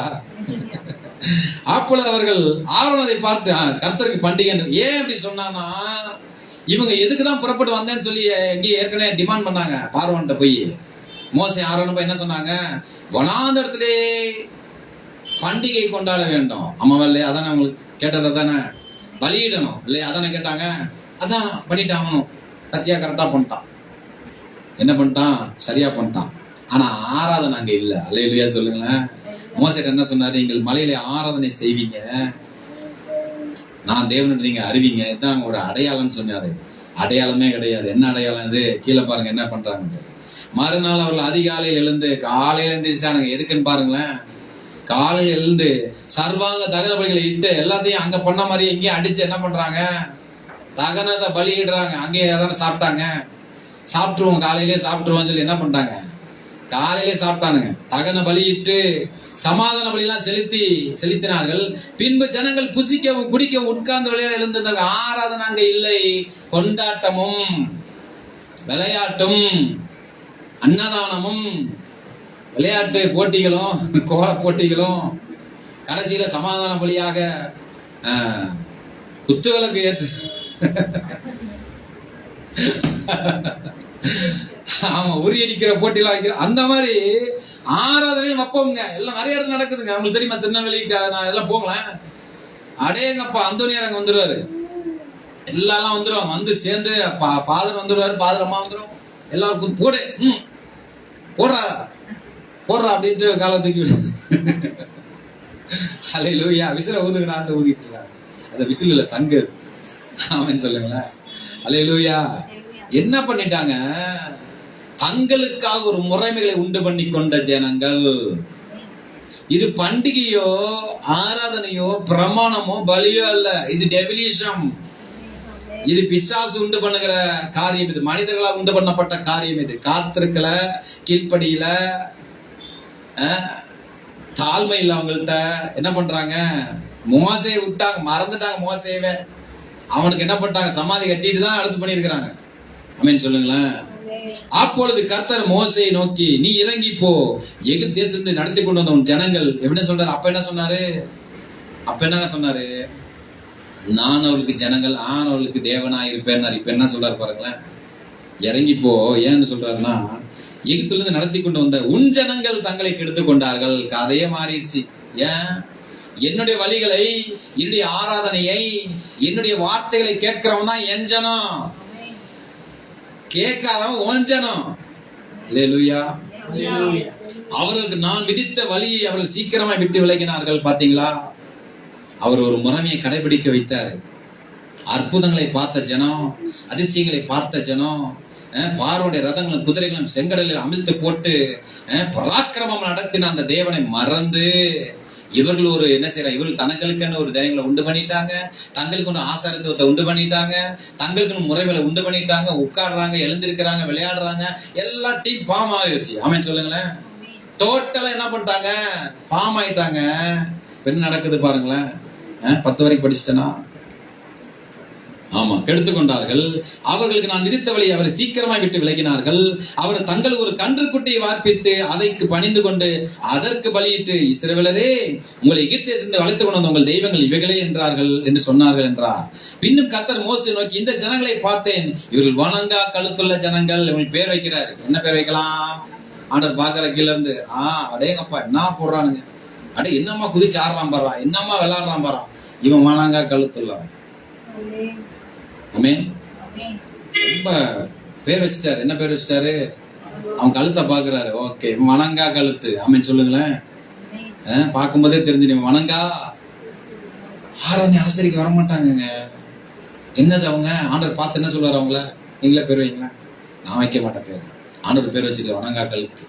ஆராதனைக்கு வராதவன், ஆராதனை ஆசரிக்காதவன் வருவீங்க. நீங்க இங்க வந்து வாடுறதே இல்லை. அப்படியே என்ன ஒரு தெய்வீக மகிமை அது. அல்லேலூயா. கையெல்லாம் அந்த 2வது வரி தான் கை இங்க வந்துடும். ஃபர்ஸ்ட் வரைக்கு வராது பாருங்களேன். அல்லேலூயா, நோ, ஆமென், ஆஹா, அதென்ன அப்படி சொல்றது? அதென்ன அப்படி? எங்க நாங்க நல்லா கை தட்டி பாடுறாள் பாருங்களேன், அங்க போயிட்டு அவங்க சொல்ல அப்படியே கேட்டு செய்யறவங்க நல்லா கையை தட்டணும், தட்டிடுவோம். நம்ம கை தான் பெருசா இருக்கும். நம்ம பாடுறதான் பாட்டு அவரோட நல்லா நல்லா சத்தமா பாடுறது, நல்லா போட்டு டான்ஸா ஓகே உடனே எந்திரிக்கிறது. எல்லாம் எழுந்து நிற்போனா முதல்ல எந்திரிக்க நான் தான் நிற்பேன். ஆனா நம்மளுக்கு பக்கத்துல 4 சீட்டா அவட உட்காந்துருப்பான் பாருங்களேன், அப்படியே உட்காந்துருப்பாருங்க. அங்க என்னமோ அவருக்கு கடலை பிளந்து ஆற்றை கடந்துன்னு வாரு, இவன் அப்படியே அப்படியே கூட்டணுமா இல்லையா வீட்டை. அடடா அவர் வந்து நிப்பாரு, பக்கத்து வீட்டுக்கார மட்டும் கொடுத்துட்டு வந்திருக்கிறேன், வந்தானா வரலையான்னு தெரியலையே, வந்திருப்பான்னு நினைக்கிறேன். போன உடனே கேட்கணும் முதல்ல என்னதான் போன அவங்களுக்குள்ள சொல்லுங்க. அவன் வந்தானா இவன் வந்தானா, இங்க என்னமோ ஓடிட்டு இருக்கு, இங்க ஒண்ணு ஓடிட்டு இருக்கு, தெரியாது யாருக்குமே. அப்படிதாங்க இருப்பானுங்க. பாப்பேன் நானு. ஆனா பாருங்க, எழுந்து நிற்போமானா எந்திரிக்க மாட்டோம். ஐயோ ஏன்? நம்ம ஆண்டவருங்க. லேலுயா எழுதுறான் எந்திரிக்க, அவன் எந்திரிக்க மாட்டாங்க. நான் டக்குன்னு எந்திரிப்பேனா, அதெல்லாம் எஞ்சோன்னு எல்லாம் எந்திரிச்சாங்க. நான் முதல்ல எந்திரிச்சேன்னு பார்த்தா இவன் மட்டும் உட்காந்து, ஐயோ பார்க்கவே கூடாது. இந்த பக்கம் ஒரு கேட்டை போடுங்க. லேலுயா இவன் என்ன பண்ணக்கூடாது, பார்க்கவே எழுந்துச்சு நிக்கவே மாட்டேங்கிறான் அவன். நான் பார்ப்பேன், என்னடா அவர் எந்திரிச்சு நிக்க முடியாது, ஒருவேளை ஏதாவது பிரச்சனையா கூட இருக்கும் போல் இருக்கு தெரியல. பார்த்தா சாயங்காலம் ஆகி போய் புரோட்டா வாங்க போயிருக்கிறார் கடைக்கு. புரோட்டா அப்பதான் போட்டிருக்கான். அவன் சொல்றான், இல்லைங்க ஒரு 15 நிமிஷம் ஆகும், இல்லைங்க நின்னீங்கன்னா உங்களுக்கு அதெல்லாம் ஒன்றும் பிரச்சனை இல்லை பண்ணுங்க. நான் நிற்பேன் நிக்கிறாரு, அங்க போய் நிக்கிறாரு. எவ்வளவு நேரம் நிக்கிறாரு? 15 நிமிஷம், அரை நேரம் ஆயிடுச்சு. No problem. அங்க நின்றுட்டு, அங்க சேர்லாம் உட்கார மாட்டாரு, சேர்லாம் இருந்தாலும் உட்கார மாட்டாரு. நின்றுகிட்டு அப்படியே வேடிக்கை பார்த்துக்கிட்டு, இங்க நிக்காதவர் அங்க போய் என்ன பண்றாரு? இங்க நின்னா கால் வலிச்சு, அங்க போய் நின்னா கடையா நிக்க வேண்டியது, ரேஷன் கடைக்கு போனா நிக்க வேண்டியது, வேற இடத்துக்காவது போனா எங்க நிக்க வேண்டியது, எல்லா கல்யாணத்துல போய் நின்றுகிட்டே சாப்பிடுறது. அது பப்பே சிஸ்டம். கடைசி வரைக்கும் அரை மணி நேரம் அது நின்று சாப்பிட்டு அப்படியே பேசி கீசி அங்க போய் ஐஸ்கிரீம் பீடெல்லாம் சாப்பிட்ற வரைக்கும் நின்றுட்டே தான் இருப்பாரு. ஆனா எங்க நிக்க மாட்டாங்க. எழுந்து நிற்போமானா அது நமக்கு இல்ல, அது பக்கத்துல அண்ணா நிக்க பார்த்தீங்களா, அப்படி நிப்பாங்க. வணங்கா கழுத்துள்ள ஜனன் பேர் வச்சிருக்கிறாரு. நான் அவனுக்கு பேர் வச்சிருக்கேன் புரோட்டா. அல்லேலூயா. அவன் ஒரு புரோட்டா, அவன் அவ்வளவுதான். அவன் சொல்லுங்களேன், அவன் யாரவன்? அவன் புரோட்டாங்க. அவன் விட்டுருங்க. பாஸ்வேர்டு ஒருத்தர் சொன்னாரு, கடின குஸ்கான்னாரு. அது மாதிரி இவன் ஒரு யாரு, இவன் புரோட்டாங்க. அவன் நிக்க மாட்டாங்க. அவன் என்ன செய்வான், அவன் அங்க வாசனைக்கு நிற்பான், இந்த வாசனை நிக்க மாட்டான்.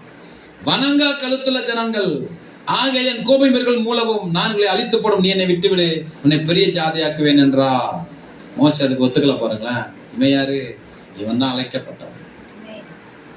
தனக்கானதை அழைக்கப்பட்டவர்கள் தாங்களே உண்டு பண்ணி கொள்றாங்க பாருங்க. தேவனுடைய உடன்படிக்கை கைகொள்ள அழைக்கப்பட்ட ஜனங்கள், அது என்னது? அது 30 கிட்டத்தட்ட 12 அதிகாரத்துல அழகா பேசுறாரு, வசனங்களை பேசி கொடுக்கிறாரு. தேவ குமாரன் வந்து நிறைவேற்ற போகிற கட்டளையை நான் உனக்கு தருகிறேன் மோசேன்னு சொல்லி ஜனங்களுக்குள்ளே கொடுக்கிறார். ஆண்டவர் மோசேயின் கையில கொடுத்தா அவன் சுமந்து கொண்டு வருகிறான். மேலிருந்து கீழே வேறே முறைமைகள், வேறே தெய்வங்கள், வேறே வழிகள், வேறே ஆராதனை நடக்குது. ஆமென் சொல்லுங்களேன். பண்டிகை வேற, பலி வேற, ஆனா மேல போர்டு மட்டும் கர்த்தருக்கு பண்டிகை. அல்லேலூயா. பேர் மட்டும் கிறிஸ்தவன், பேர் மட்டும் ரெபேக்கா, பேர் மட்டும் ஆமா ஆபிரகாம், பேர் மட்டும் டேனியல், பேர் மட்டும் சொல்லுங்க மோசே, பேர் மட்டும் ஸ்டீஃபன், பேர் மட்டும் அது இதுன்னு வச்சிருக்காங்க. உள்ள என்ன இல்ல? ஆராதனை இல்ல, பலி இல்ல, பண்டிகை இல்ல. ஆமென் சொல்லுங்களேன். ஏன்? வேற முறைமைகளை பகுத்து அதன் வழியே போகிறவர்கள். ஆமென் சொல்லுங்க பார்க்கலாம். தங்களுக்கான முறைமைகளை இவர்களை வகுத்துக் கொண்டார்கள். தேவ குமாரன் நிறைவேற்ற போற கட்டளையை சுமந்து வருகிறான். ஆமென் சொல்லுங்களேன். கீழே பாருங்க, அதை பாருங்க, கீழே பாருங்க, யாத்திரம் பின் 15 பாருங்க. பின்பு மோசே மலைந்து இறங்கினான். சாட்சி பலகை 2 கையில் இருந்தது. அந்த பலகை இருவரும் எழுதப்பட்டிருந்தது. இந்த பக்கத்தில் அந்த பலகை எழுதப்பட்டிருந்தது. அந்த பலகை தேவனால் செய்யப்பட்டதாயும் அவளை பதிந்தது எழுத்து தேவனால் எழுதப்பட்ட எழுத்துக்களுமாய் இருந்தது. ஜனங்கள் ஆராதனம் பண்ணுகிறதை யோசுவா கேட்டு மோசையை நோக்கி, பாளையத்தில் யுத்தத்தின் இடத்தில் உண்டாயிருக்கிறது என்றான். அதற்கு மோசே, அது ஜெபதுனியாக சத்தமும் அல்ல, அபதுனியாக சத்தமும் அல்ல, பாடல் சத்தம் என கேட்கிறது என்றான். அவன் பாளையத்தை சமீபத்து வந்து அந்த கன்று குட்டி நடனத்தையும் கண்ட போது இவன் என்ன சொல்லியிருக்கணும்? சரி பண்டிகை தானே கொண்டாடுறாங்க, அதுதானே பண்றாங்க, சரி பலியிட்டு நம்ம வர்றதுக்கு முன்னாடியே என்ன பண்றாங்க, பரவாயில்லையே நம்ம சபைக்கு வரக்கு முன்னாடி எல்லாம் கூடி வந்து ஆராய்ச்சிட்டு இருக்கான், பரவாயில்லைன்னு அப்படி நினைக்க வேண்டியதானே.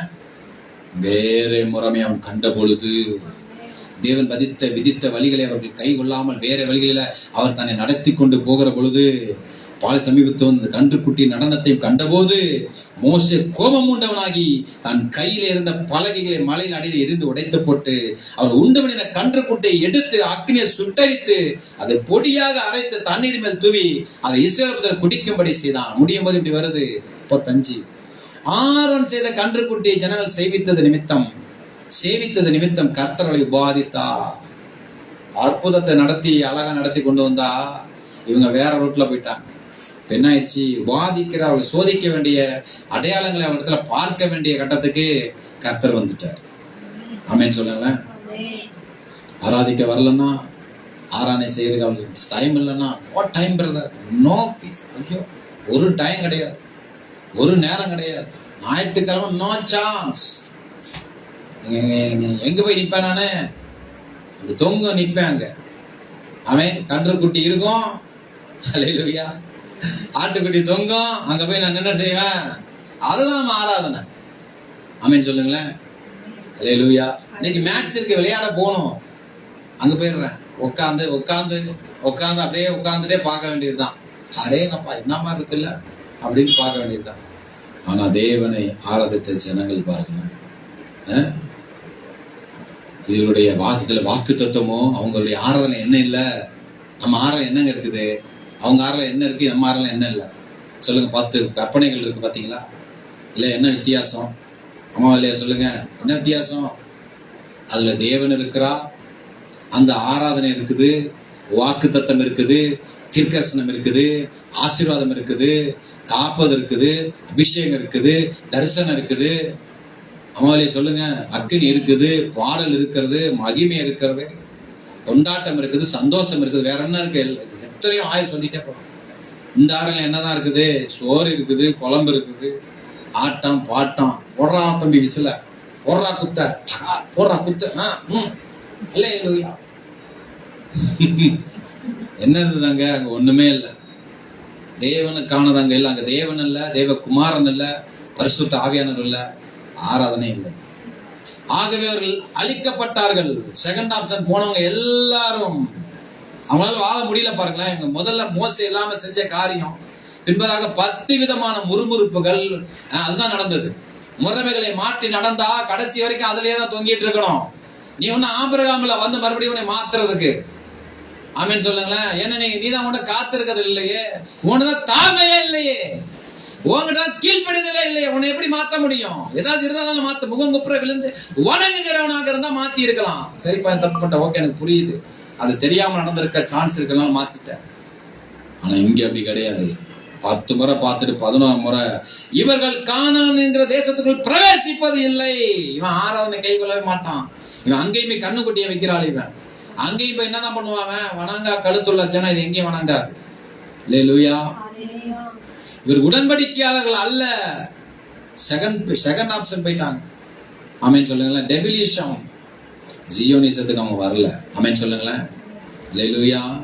இப்படி கர்த்தருடைய அபிஷேகத்தால் அவர் சொன்னபடி பாருங்க, கர்த்தருடைய அபிஷேகத்தால் அடுத்த இன்னொரு சொல்றேன் பாருங்க, டாப் ஆர்டர். ஏன்னா முதல்ல யாரும் சொன்ன பிதாக்களுடைய லிஸ்ட்ல பெரிய லிஸ்ட் ஆபிரகாம்னு சொன்னேன். 2வது லிஸ்ட் ரச்சகர்லாம் அவன் தான், ஹிட் லிஸ்ட் அவன் தான் 8.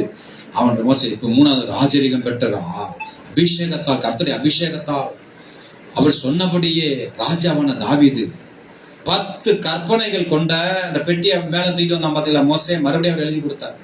அது என்ன பண்ணாங்க? ஒரு பெட்டியில வச்சாங்க. அதுக்கு பேர் தான் கிருபாசனம். கிருபாசனத்துக்குள்ள வச்சு பெட்டி, கர்த்தருடைய பெட்டிக்குள்ள வச்சு ஆர்க் ஆஃப் கன்வெனன்ட் சொல்லுவாங்க இங்கிலீஷ்ல. ஆமென் சொல்லுங்களேன். அல்லேலூயா. அதைய மோசேன் காலத்துல அந்த கொண்டு வந்த அந்த ஆர்க் ஆஃப் கன்வெனன்ட், தேவகுமார் வந்து நிறைவேற்ற போகிற அந்த வார்த்தைகளை, உடன்படிக்கை பலகைகளை வந்து என்ன செஞ்சாங்க?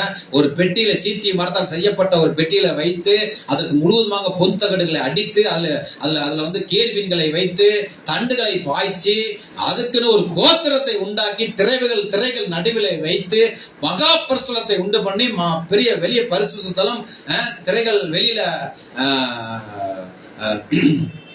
பிரகாரங்களை உண்டு பண்ணி பனிமுட்டுகளை உண்டு பண்ணி அழகா வனாந்தரத்திலையும் என்ன பண்றாரு, ஆண்டு விட்டுடல, கரெக்டா நடத்தினாரு.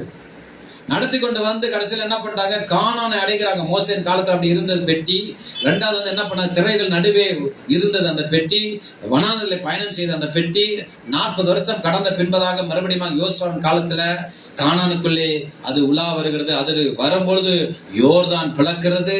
அதை சுற்றி 7 முறை சுற்றி வருகிற பொழுது எரிகோக்கள் உடைகிறது. போர்ல பெரிய 31 ராஜாக்களை ஜெயித்து கானான் தேசத்தை அடைந்து அங்கே திரைகளின் நடுவே அதே உடன்படிக்கை பெட்டியை வைத்து ஒரு மிகப்பெரிய ஆராதனை நடத்தி கானான் தேசமே மகிழ்கிறது. அந்த தேசத்துல தாவீது அபிஷேகம் பண்ணப்பட்ட ராஜாவை மாறுகிறான். அல்லேலூயா. எல்லாம் பாருங்க, போர்ல முன்னிலையுமே அதான். அப்படி வந்த அந்த பெட்டி என்ன ஆச்சுன்னா, சாமுவேல் நாட்கள்ல சாமுவேல் இருக்கார் பாத்தீங்களா, அந்த நாட்கள்ல ஒரு காரியம் நடந்தது. 2 சாமுவேல் 6 வரைக்கும் நான் சொல்றேன். 1 சாமுவேல் 7 பாருங்களேன் என்ன நடந்ததுன்னு. 1 சாமுவேல் 7ல அந்த பெட்டிக்கு ஒரு முடிவு உண்டாகுது. என்ன ஆகுதுன்னா, அந்த பெட்டி இடத்துல தங்கிருச்சு. எங்க தங்குதுன்னு பாருங்களேன். அப்படியே அந்த பெட்டியை வந்து பிடிச்சிடுறாங்க. ஆமென் சொல்லுங்க. எதிரிகள் கையில அது மாட்டிடுச்சு. சாமுவேல் நாட்கள்ல ஜனங்கள் பாவம் செய்ததுனால, ஏலியின் பிள்ளைகள் பேலியன் பிள்ளைகளா இருந்ததுனால ஓப்பனி பினகாஸ் மாண்டு அந்த பெட்டி, உங்களுக்கு அந்த கதை தெரியும் நினைக்கிறேன். கர்த்தர் நல்ல ஸ்டோரியில போக முடியல, நம்மளா இந்த ஸ்டோரியை நிறுத்துவோம். ஏன்னா தாவீதை பார்க்கணும், அதுக்காக தான் இங்க வந்தேன். அப்போ மோசே நாட்கள் உருவாக்கப்பட்டு யோசுவாவின் காலத்துல ஜனங்கள் சுதந்திரத்தை கொண்டு ஆராதனை அழகா நடத்துறாங்க. ராஜா அந்த நியாய நாட்கள்ல பாவம் செய்து விட்டதுனால அவங்க என்ன பண்ணிட்டாங்க, நியாயத்தில் இருக்க பரிதானம் வாங்கி ஜனத்தை நியாயத்தை புரட்டதுனால கர்த்தர் கோபம் உண்டு. வெற்றியே என்ன பண்ணிடுச்சு, எதிரிகளை மாட்டிடுச்சு. ஆனா மாட்டினாலும் அவங்க அதை ஆராதிக்க முடியல. அதை வச்சு அவங்களால ஜெயமா மாற முடியல. கர்த்தர் அவங்களுக்கு என்ன பண்ணிட்டாரு, வாதையும் கொள்ளை நோயும் பட்டையும் வந்ததுனால அவங்க பயந்து போய் இந்த பெட்டி நம்மகிட்ட இருக்காதுப்பா, அவங்க தெய்வத்துக்கு பக்கத்துல போய் வச்சிருக்கிறாங்க. அந்த தெய்வம் என்ன ஆயிடுச்சு, தாகோன் கோயில்ல வச்ச போது தாகோன் முகங்குப்புற விழுந்து கிடந்தது. 2ஆம் நாள் வந்திருக்காங்க, உடஞ்சி கிடந்தது.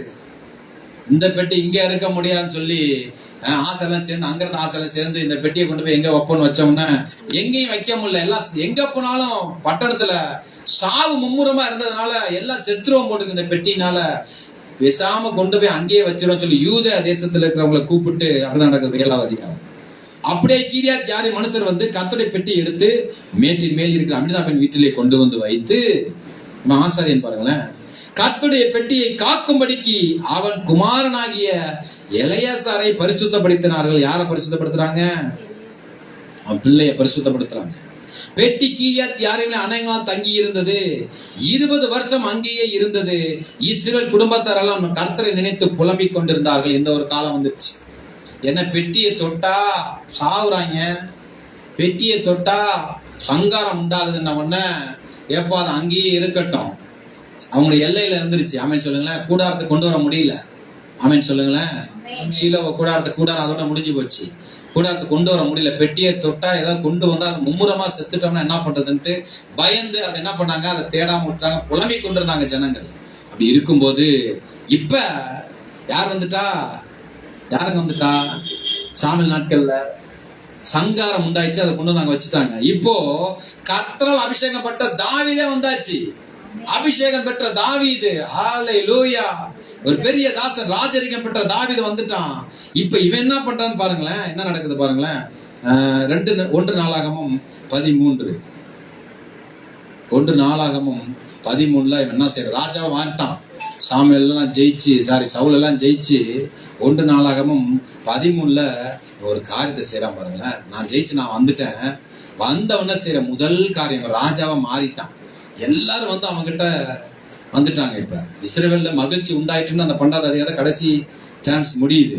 13வது அதிகாரம் இப்படி ஆரம்பிக்குது. தாவீது 1000 பேருக்கு தலைவரோடும் 100 பேருக்கு தலைவரோடும் சகல அதிபர்களோடும் ஆலோசனை பண்ணி, என்ன ஆலோசனை கீழே போட்டிருக்கு, இஸ்ரவேல் சபையெல்லாம் நோக்கி உங்களுக்கு சம்மதியும், நீங்க எல்லாம் சம்மதிச்சீங்கன்னா நம்முடைய தேவனாகிய கர்த்தருக்கு சித்தமுமா இருந்தால், 2யுமே சொல்றான், தேவனாகிய கர்த்தர் சித்தமுமாய் இருந்தால் இஸ்ரவேலின் தேசங்கள் எல்லாம் இருக்கிற நம்முடைய மற்ற சகோதரரும் அவரோட தங்கள் வெளிநிலங்கள் இருக்கிற ஆசாரியரும் லேவியரும் நம்மோட கூடும்படிக்கு நாம் சீக்கிரமா அவரிடத்திற்கு ஆள் அனுப்பி நமது தேவனுடைய பெட்டியை திரும்ப நம்மிடத்திற்கு கொண்டு வருவோமாக. சவுலின் நாட்டில் அதை தேடாதே போனோம் என்றான். ஒரு பெரிய அறிவிப்பு கொடுக்கிறான். என்ன அறிவிப்பு? கர்த்தருடைய பெட்டி தூரமா இருக்குது, அது எங்கேயோ எல்லையில வச்சுட்டோம். இல்ல அதை எங்க கொண்டு வரணும்? நான் இப்ப அரசாடுறேன், என்னுடைய நகரத்துக்கு எருசலேமுக்கு கொண்டு வரணும். சியோனிசம் இதுதான். தேவனுடைய பெட்டி எங்க இருக்கணும்? அதுக்கு மதிப்பான இடத்துல வைக்கணும்னு சொல்லி தலைநகரத்துலதான் அது இருக்கணும்.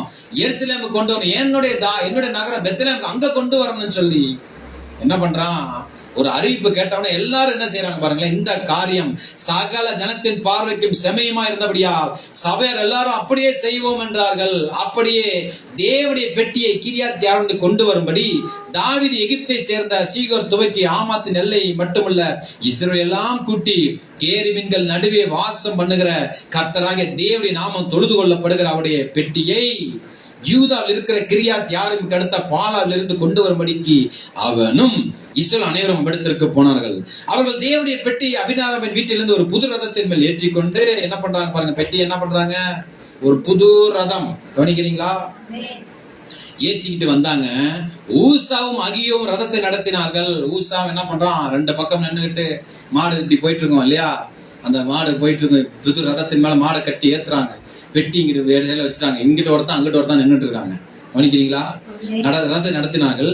தாவீதும் சகல இஸ்ரவேலும் தாங்கள் முழு பலத்தோடும் தேவனுக்கு முன்பாக சுரமண்டலங்களையும் தம்புரங்களையும் மேளங்களையும் கைத்தாளங்களையும் பூரிகளையும் சேவித்து மகிழ்ச்சியா ஆடி பாடினார்கள். அவர் கீதோனின் களம் மட்டும் வந்தபோது மாடுகள் இடறினபடினால் ஊசா பெட்டியை பிடிக்க தன் கையை நீட்டினான். அது பெட்டி இப்படி ஆட ஆரம்பிச்சிருச்சு. ஆடுன உடனே ஐயோ பெட்டி ஆடுதேன்னு சொல்லி ஊசா என்ன பண்றான்?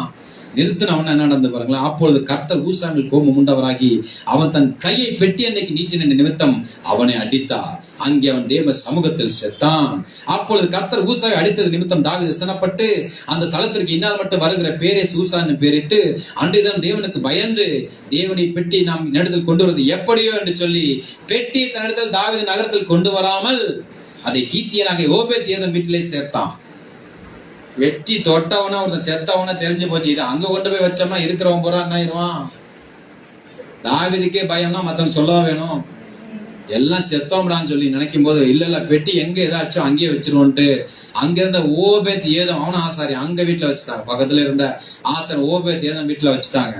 வச்ச உடனே என்ன நடக்குது? தேவனை பெட்டி ஓபேத் ஏதோம் வீட்டுல அவனிடத்துல 3 மாதம் இருக்கையில் கர்த்தர் ஓபேத் ஏதோம் வீட்டையும் அவனுக்கு உண்டான எல்லாவற்றையும் ஆசீர்வதித்தார். அங்க போனதுல இருந்து பயங்கரமான ஆசீர்வாதத்தை அவன் பெற ஆரம்பிச்ச உடனே இல்ல அவனுக்குலாம் ஒண்ணு புரியுது. என்ன புரியுது பாருங்களேன், பின்னாடி பாருங்க. 15வது அதிகாரத்துல அவன் என்ன கேட்கிறான் பாருங்களேன். 15:1-3 அவன் தனக்கு தாவீது நகரத்தில் வீடுகளை உண்டாக்கி தேவனுடைய பெட்டிக்கு ஒரு ஸ்தலத்தை ஆயத்தப்படுத்தி இதெல்லாம் முன்னாடி செயலையாற்று இப்ப செய்யறான். ஒரு ஸ்தலத்தை உண்டாக்கி வீடெல்லாம் கட்டி சுத்தியும் அதற்கு ஒரு கூடாரத்தை போட்டான். கூடாரத்தை போட்டு பிற்பாடு தாவீது லேவியர்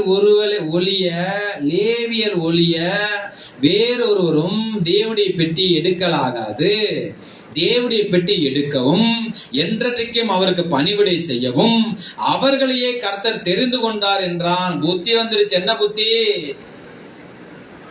இந்த பெட்டிய பூலோகத்தார் என்ன பண்ணாங்கன்னா மாடுகள் மேல வைத்து ரதத்தின் மேல வைத்து தான் அனுப்புனாங்க. அதே ஃபார்முலா இவனு கடைபிடிச்சதுனாலதான் இப்படி நடந்தது. முறைமையை நாம் மாற்றி விட்டோம். கர்த்தர் பெட்டி தானே எதுல வந்தா என்ன அப்படின்னு சொல்லி என்ன பண்ணிட்டாங்க, மாத்திட்டாங்க. ஆனா கர்த்தருடைய பெட்டியை வைக்கும் போது நான் சொன்னல 20 31 அதிகாரம் யாத்திராமத்துல அதுல தோளின் மேல் சுமப்பது லேவியனுடைய அதிகாரம். ஆமென் சொல்லுங்களேன். இந்த பெட்டியை சுமக்கணும்னா நாவிலே பரிசுத்தப்படுத்தப்பட்டவன் வந்து என்ன செய்யணும்? வேற எவனும் பெட்டியை தொற்ற முடியாது. முறைமை இது. கர்த்தருடைய பெட்டியின் முறைமை இது. அவன் தான் சுமக்கணும். இப்ப இவன் மாத்துறானுங்க. அவனுங்க ரதத்தின் மேல வைத்து வரும்போது அதுலயும் பரிசுத்தப்பட்டவன் எலேசாயர் தான்.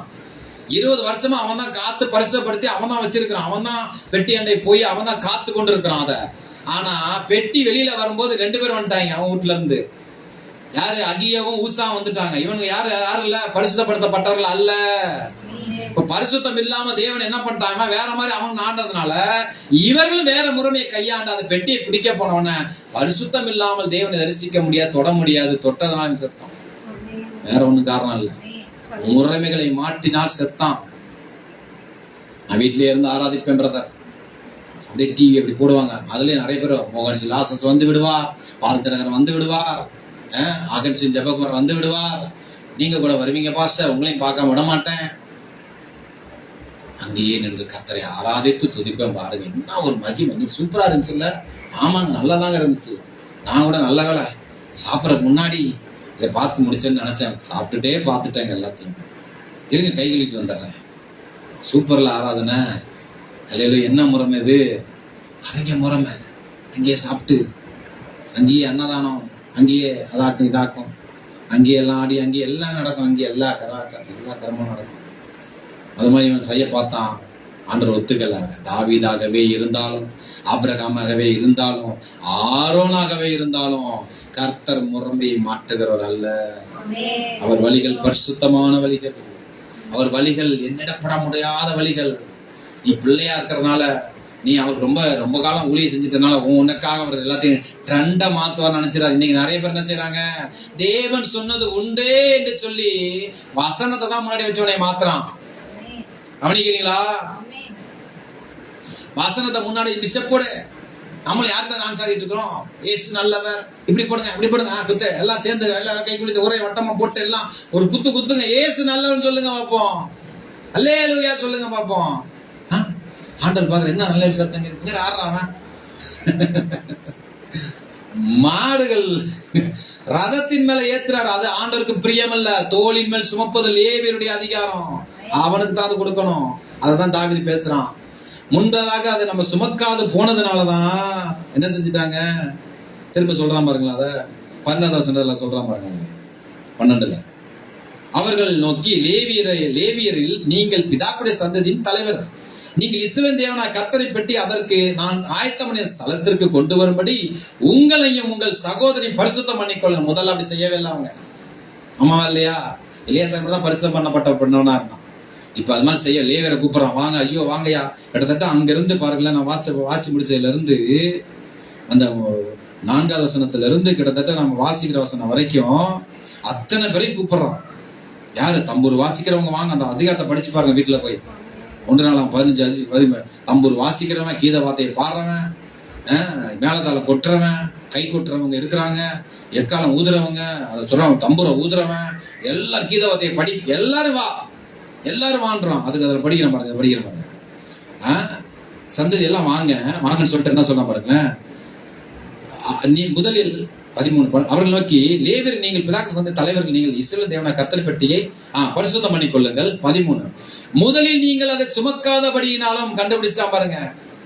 நீங்க தாங்க சுமக்கணும் எப்பயுமே. அது கர்த்தர் சொன்னதுங்க. மோசேவின் பிரமாணம் அது கிடையாது. அது தேவன் சொன்ன பிரமாணம். அது நிறைவேற்ற நீங்க வாங்கன்னு அழைச்சிட்டு என்ன செய்யறான்? நாம் நம்முடைய தேவனாகிய கர்த்தரை நியாயமானபடியே தேடாதே போனபடியினாலும் அவர் நமக்குள்ளே அடிவில பண்ணினார் என்றான். அப்படி ஆசாரியர் லேவியர் இஸ்ரவேல் தேவனாகிய கர்த்தரை பெட்டியை கொண்டு வர தங்களை சுத்தம் பண்ணி கொண்டார்கள். அங்க வரப்போறோம், நான் சுத்தமா வர்றேன். அல்லேலூயா. இப்படி வர்றேன், பரிசுத்தமா உள்ள வந்து தேவனை நான் தொழுது கொள்ளுகிறேன் என்று சொல்லி அவன் ஆயத்தப்படுத்துறான். அப்பதான் கூடாரத்துக்கு வருது. ஆமென் சொல்லுங்க. அல்லேலூயா. 16 1-3 வாசிக்கிறாங்க. இன்னொன்னு செய்யறான். அதுலயும் அவர்கள் தேவனுடைய பெட்டியை உள்ளே கொண்டு வந்த போது, அதாவது அதற்கு போட்ட கூடாரத்தின் நடுவே அவர்கள் அதை வைத்து தேவனுடைய சந்நிதியில் சர்வாங்க தகன பலிகளையும் சமாதான பலிகளையும் செலுத்தினார்கள். தாவீது சர்வாங்க தகன பலிகளையும் சமாதான பலிகளையும் செலுத்தி தீர்த்த பின்பு அவன் ஜனத்தை கர்த்தரின் நாமத்தினாலே ஆசீர்வதித்து, புருஷர் தொடங்கி ஸ்திரீகள் மட்டும் இஸ்ரவேலில் அனைவருக்கும் அவரவருக்கு ஒவ்வொரு அப்பத்தையும் ஒவ்வொரு இறைச்சி துண்டையும் ஒவ்வொரு படி திராட்சரசத்தையும் பங்கிட்டு கொடுத்தான். அப்பவும் திராட்சரசம் வந்துச்சு பாத்தீங்களா? தேவகுமார் நிறைவேற்றுகிற கற்பனைகளும் கட்டளையும் கொண்டு வந்து வச்ச பிரகாரம் இது அவர் தான் நிறைவேற்றுவார் என்று சொல்லி ஆசீர்வதித்து அனுப்புகிறான். கவனிக்கிறீங்களா? என்ன மாதிரி ஒரு முறைமைகளை கடைபிடிக்கிறாங்க பாருங்க. என்னை இப்படிதான் நீங்க ஆராதிக்கணும், கர்த்தர் விரும்புறோம் அப்படித்தான் நீங்க ஆராதிக்கணும். ஆவியோடு உண்மையோடு கர்த்தரை ஆராயணும், அப்படித்தான் ஆராதிக்கணும். அதுதான் உங்களுக்கு ஆசீர்வாதம். இன்னொரு முறைமையை கடைபிடிக்கிறாங்க. இந்த அவங்க வந்து சொன்னாருங்க, இந்த பாஸ்டர் சொன்னாங்க, அடேங்கப்பா எவ்வளவு கூட்டம், அவர் சொன்னா சரியா இருக்கும், போடுறா ஸ்டெப் பண்ணா, ஆஹா சூப்பர். நான் தருதலைங்க, நம்பாதீங்க. கர்த்தருடைய வேதம் என்ன சொல்லுகிறது அதைத்தான் அவனுக்கு கொண்டு தேவன் சொன்னது உண்டே. பாருங்க கர்த்தருடைய வாசத்துல எழுதி இருக்குதுங்க, பாருங்க இங்க எழுதி இருக்கு பாருங்க, அங்க எழுதி இருக்கு பாருங்க, தேவன் சொன்னது உண்டே. இயேசு கிறிஸ்து கிட்டயே பிசாசு வந்து நிக்கிறான். உன் பாதபடிகள்லாம் காப்பே தூதர் கட்டளைன்னு சொன்னாரு, குதி, தயவு செஞ்சு குதிங்க, நீங்களும் குதி. எல்லாம் சொல்றாங்க குதி குதி குதி, இப்படி குதி அப்படி குதி, இப்படி பாருங்க, அதான் சொல்றாங்க உங்களுக்கு, குதிச்சு ஆடுங்க. என்ன செய்யறதுங்களா? முறைமைகளை மாற்றுகிற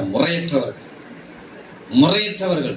அது ஆபிரகாமா இருந்தாலும் சரி, மோசையாக இருந்தாங்க, ஆரோனா இருந்தாலும் சரி, அல்லது இவனுடைய காலத்துல இவனெல்லாம் இருதயத்துக்கு ஏற்றவன், இவனே செஞ்சாலும் ராஜரிகம் பெற்றவனே இதை செய்யறான். முன்னாடி நின்று ஆடி குதிச்சு பாடி வரலாம். பெட்டி நகர்ந்தவன காரியம் வெளிப்பட்டுருச்சு. என்ன செய்றீங்கன்ட்டு அவனுக்கு ஐயோ ஏன் இப்படி நடந்துச்சு, போட்டு 3 மாசம் என்னன்னு புலம்பி தள்ளி இருப்பான்னு நினைக்கிறேன். ஆண்டவர்கிட்ட போய், ஆண்டவரே என்னப்பா இப்படி, நான் தலைமையேற்று நடத்தின ஒரு நிகழ்ச்சியில இப்படி ஒருத்தர் செத்துட்டானே. அவன் சாவலப்பா, முறைமைகளை நீ மாற்றி விட்டாயின்னு சொன்ன உடனே உடனே கீழ்படுகிறான். நான் ராஜாவாக்கும், நான் ஆபிரகாமாக்கும், நான் மோசே தெரியுமா, கடல் எல்லாம் பிளந்திருக்கிறேன், எத்தனை அற்புதம் நடந்திருக்குது, பரவாயில்ல இவங்களை அட்ஜஸ்ட் பண்ணிக்கிறேன். நோ, ஆபிரகாமா இருந்தாலும் என்ன பண்றான், இஸ்மாவேலுக்காக விண்ணப்பம் பண்றான், பரவாயில்ல அவனுக்கு ஒரு வழியை விடுறேன் விடு, ஆனாலும் நித்திய உடன்படிக்கை உனக்கு நான் தேவனா இருக்குன்னா இதை தான் கடைபிடிக்கணும் நீயே. ஹல்லேலூயா.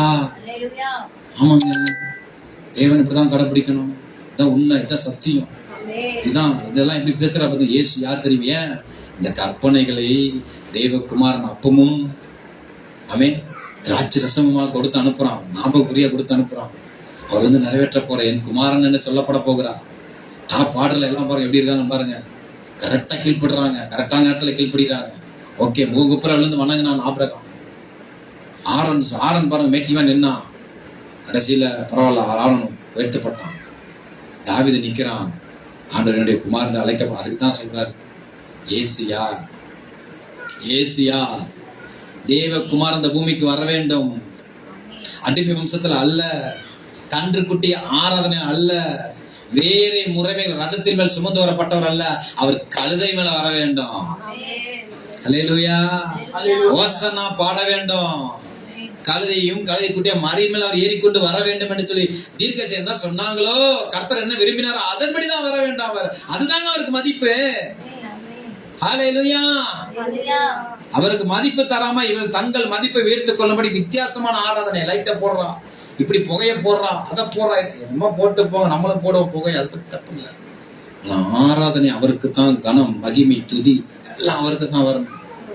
இப்ப நல்ல பெரிய ஆலயம், இவ்வளவு பிடிச்சிட்டு இவ்வளவு உயரம் பாரு, அடேங்கப்பா, மேல என்ன மாதிரி செம்ம பில்டிங், அப்பா எல்லாம் பளிங்கு, அடேங்கப்பா, இங்கெல்லாம் கிரானைட்டு. உங்க காலத்துல என்ன இருக்குது, எங்க காலத்துல இயேசு இருக்கிறார். திரைகளின் நடுவே கேருபீன்கள் மத்தியில உலாவுகிற தேவன் இருக்கிறார். அங்கே கன்றுக்குட்டி இல்லை. ஆமென் சொல்லுங்களேன். காய்ச்சலும் அப்பவும் வைக்கப்பட்டிருக்கும், சாதாரணமா தான் இருக்கும். ஆனா அங்கதான் இருக்கா, தோளின் மேல் சுமப்பது கர்த்தருடைய, பெட்டியை சுமப்பது நம்மளுடைய பணிங்க. அது நான் தான் பாடுவேன், நான் தான் ஆராதிப்பேன், நான் தான் அவருக்கு நான் என்ன அழைக்கப்பட்டிருக்கிறேன், நான் அப்படிதான் நிக்கணும். நீ ஆமென் சொல்லுங்களேன். ஏன், தேவகுமாரன் வரப்போகிறார். தேவகுமாரனுக்காக இவங்க எல்லாத்தையும் மாத்துறாங்க. அந்த முறைமையில வர முடியாதுங்க.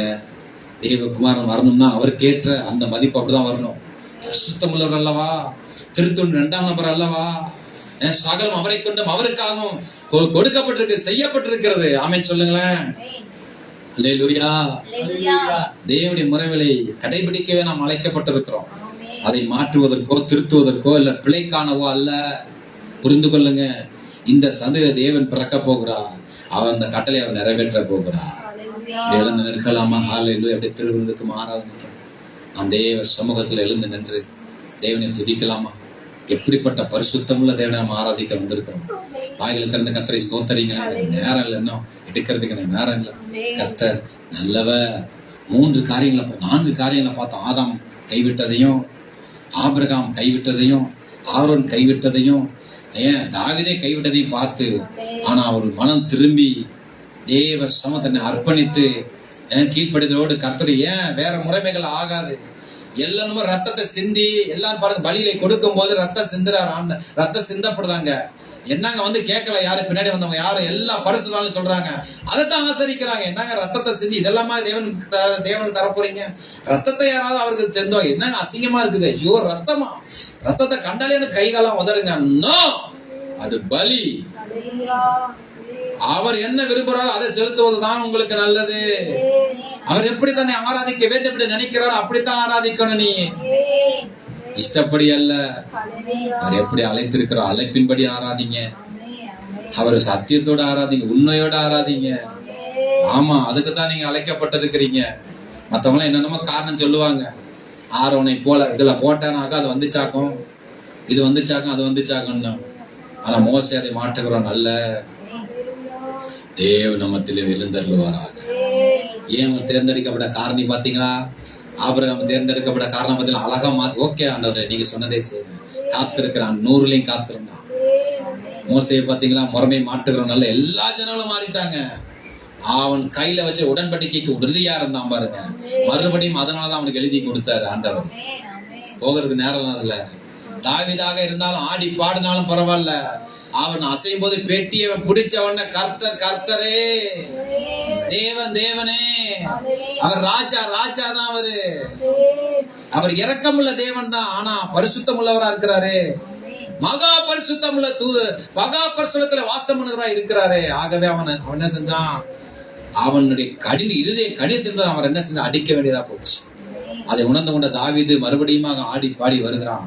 சுர மண்டலங்கள் ஒரு செட்டப்பை பண்ணும். அதுதான் கீத வாத்தியத்துல வாசிக்கும் முறைமைகள் எல்லாம் உண்டு பண்ணி இரவும் பகலும் பிதாவாகிய தேவனை இயேசு கிறிஸ்துவை பரிசுத்த ஆவியில் நிறைந்து ஆராதிப்பதற்கான அப்படிப்பட்ட மகிமை அவன் அங்கே என்ன செய்யறான்?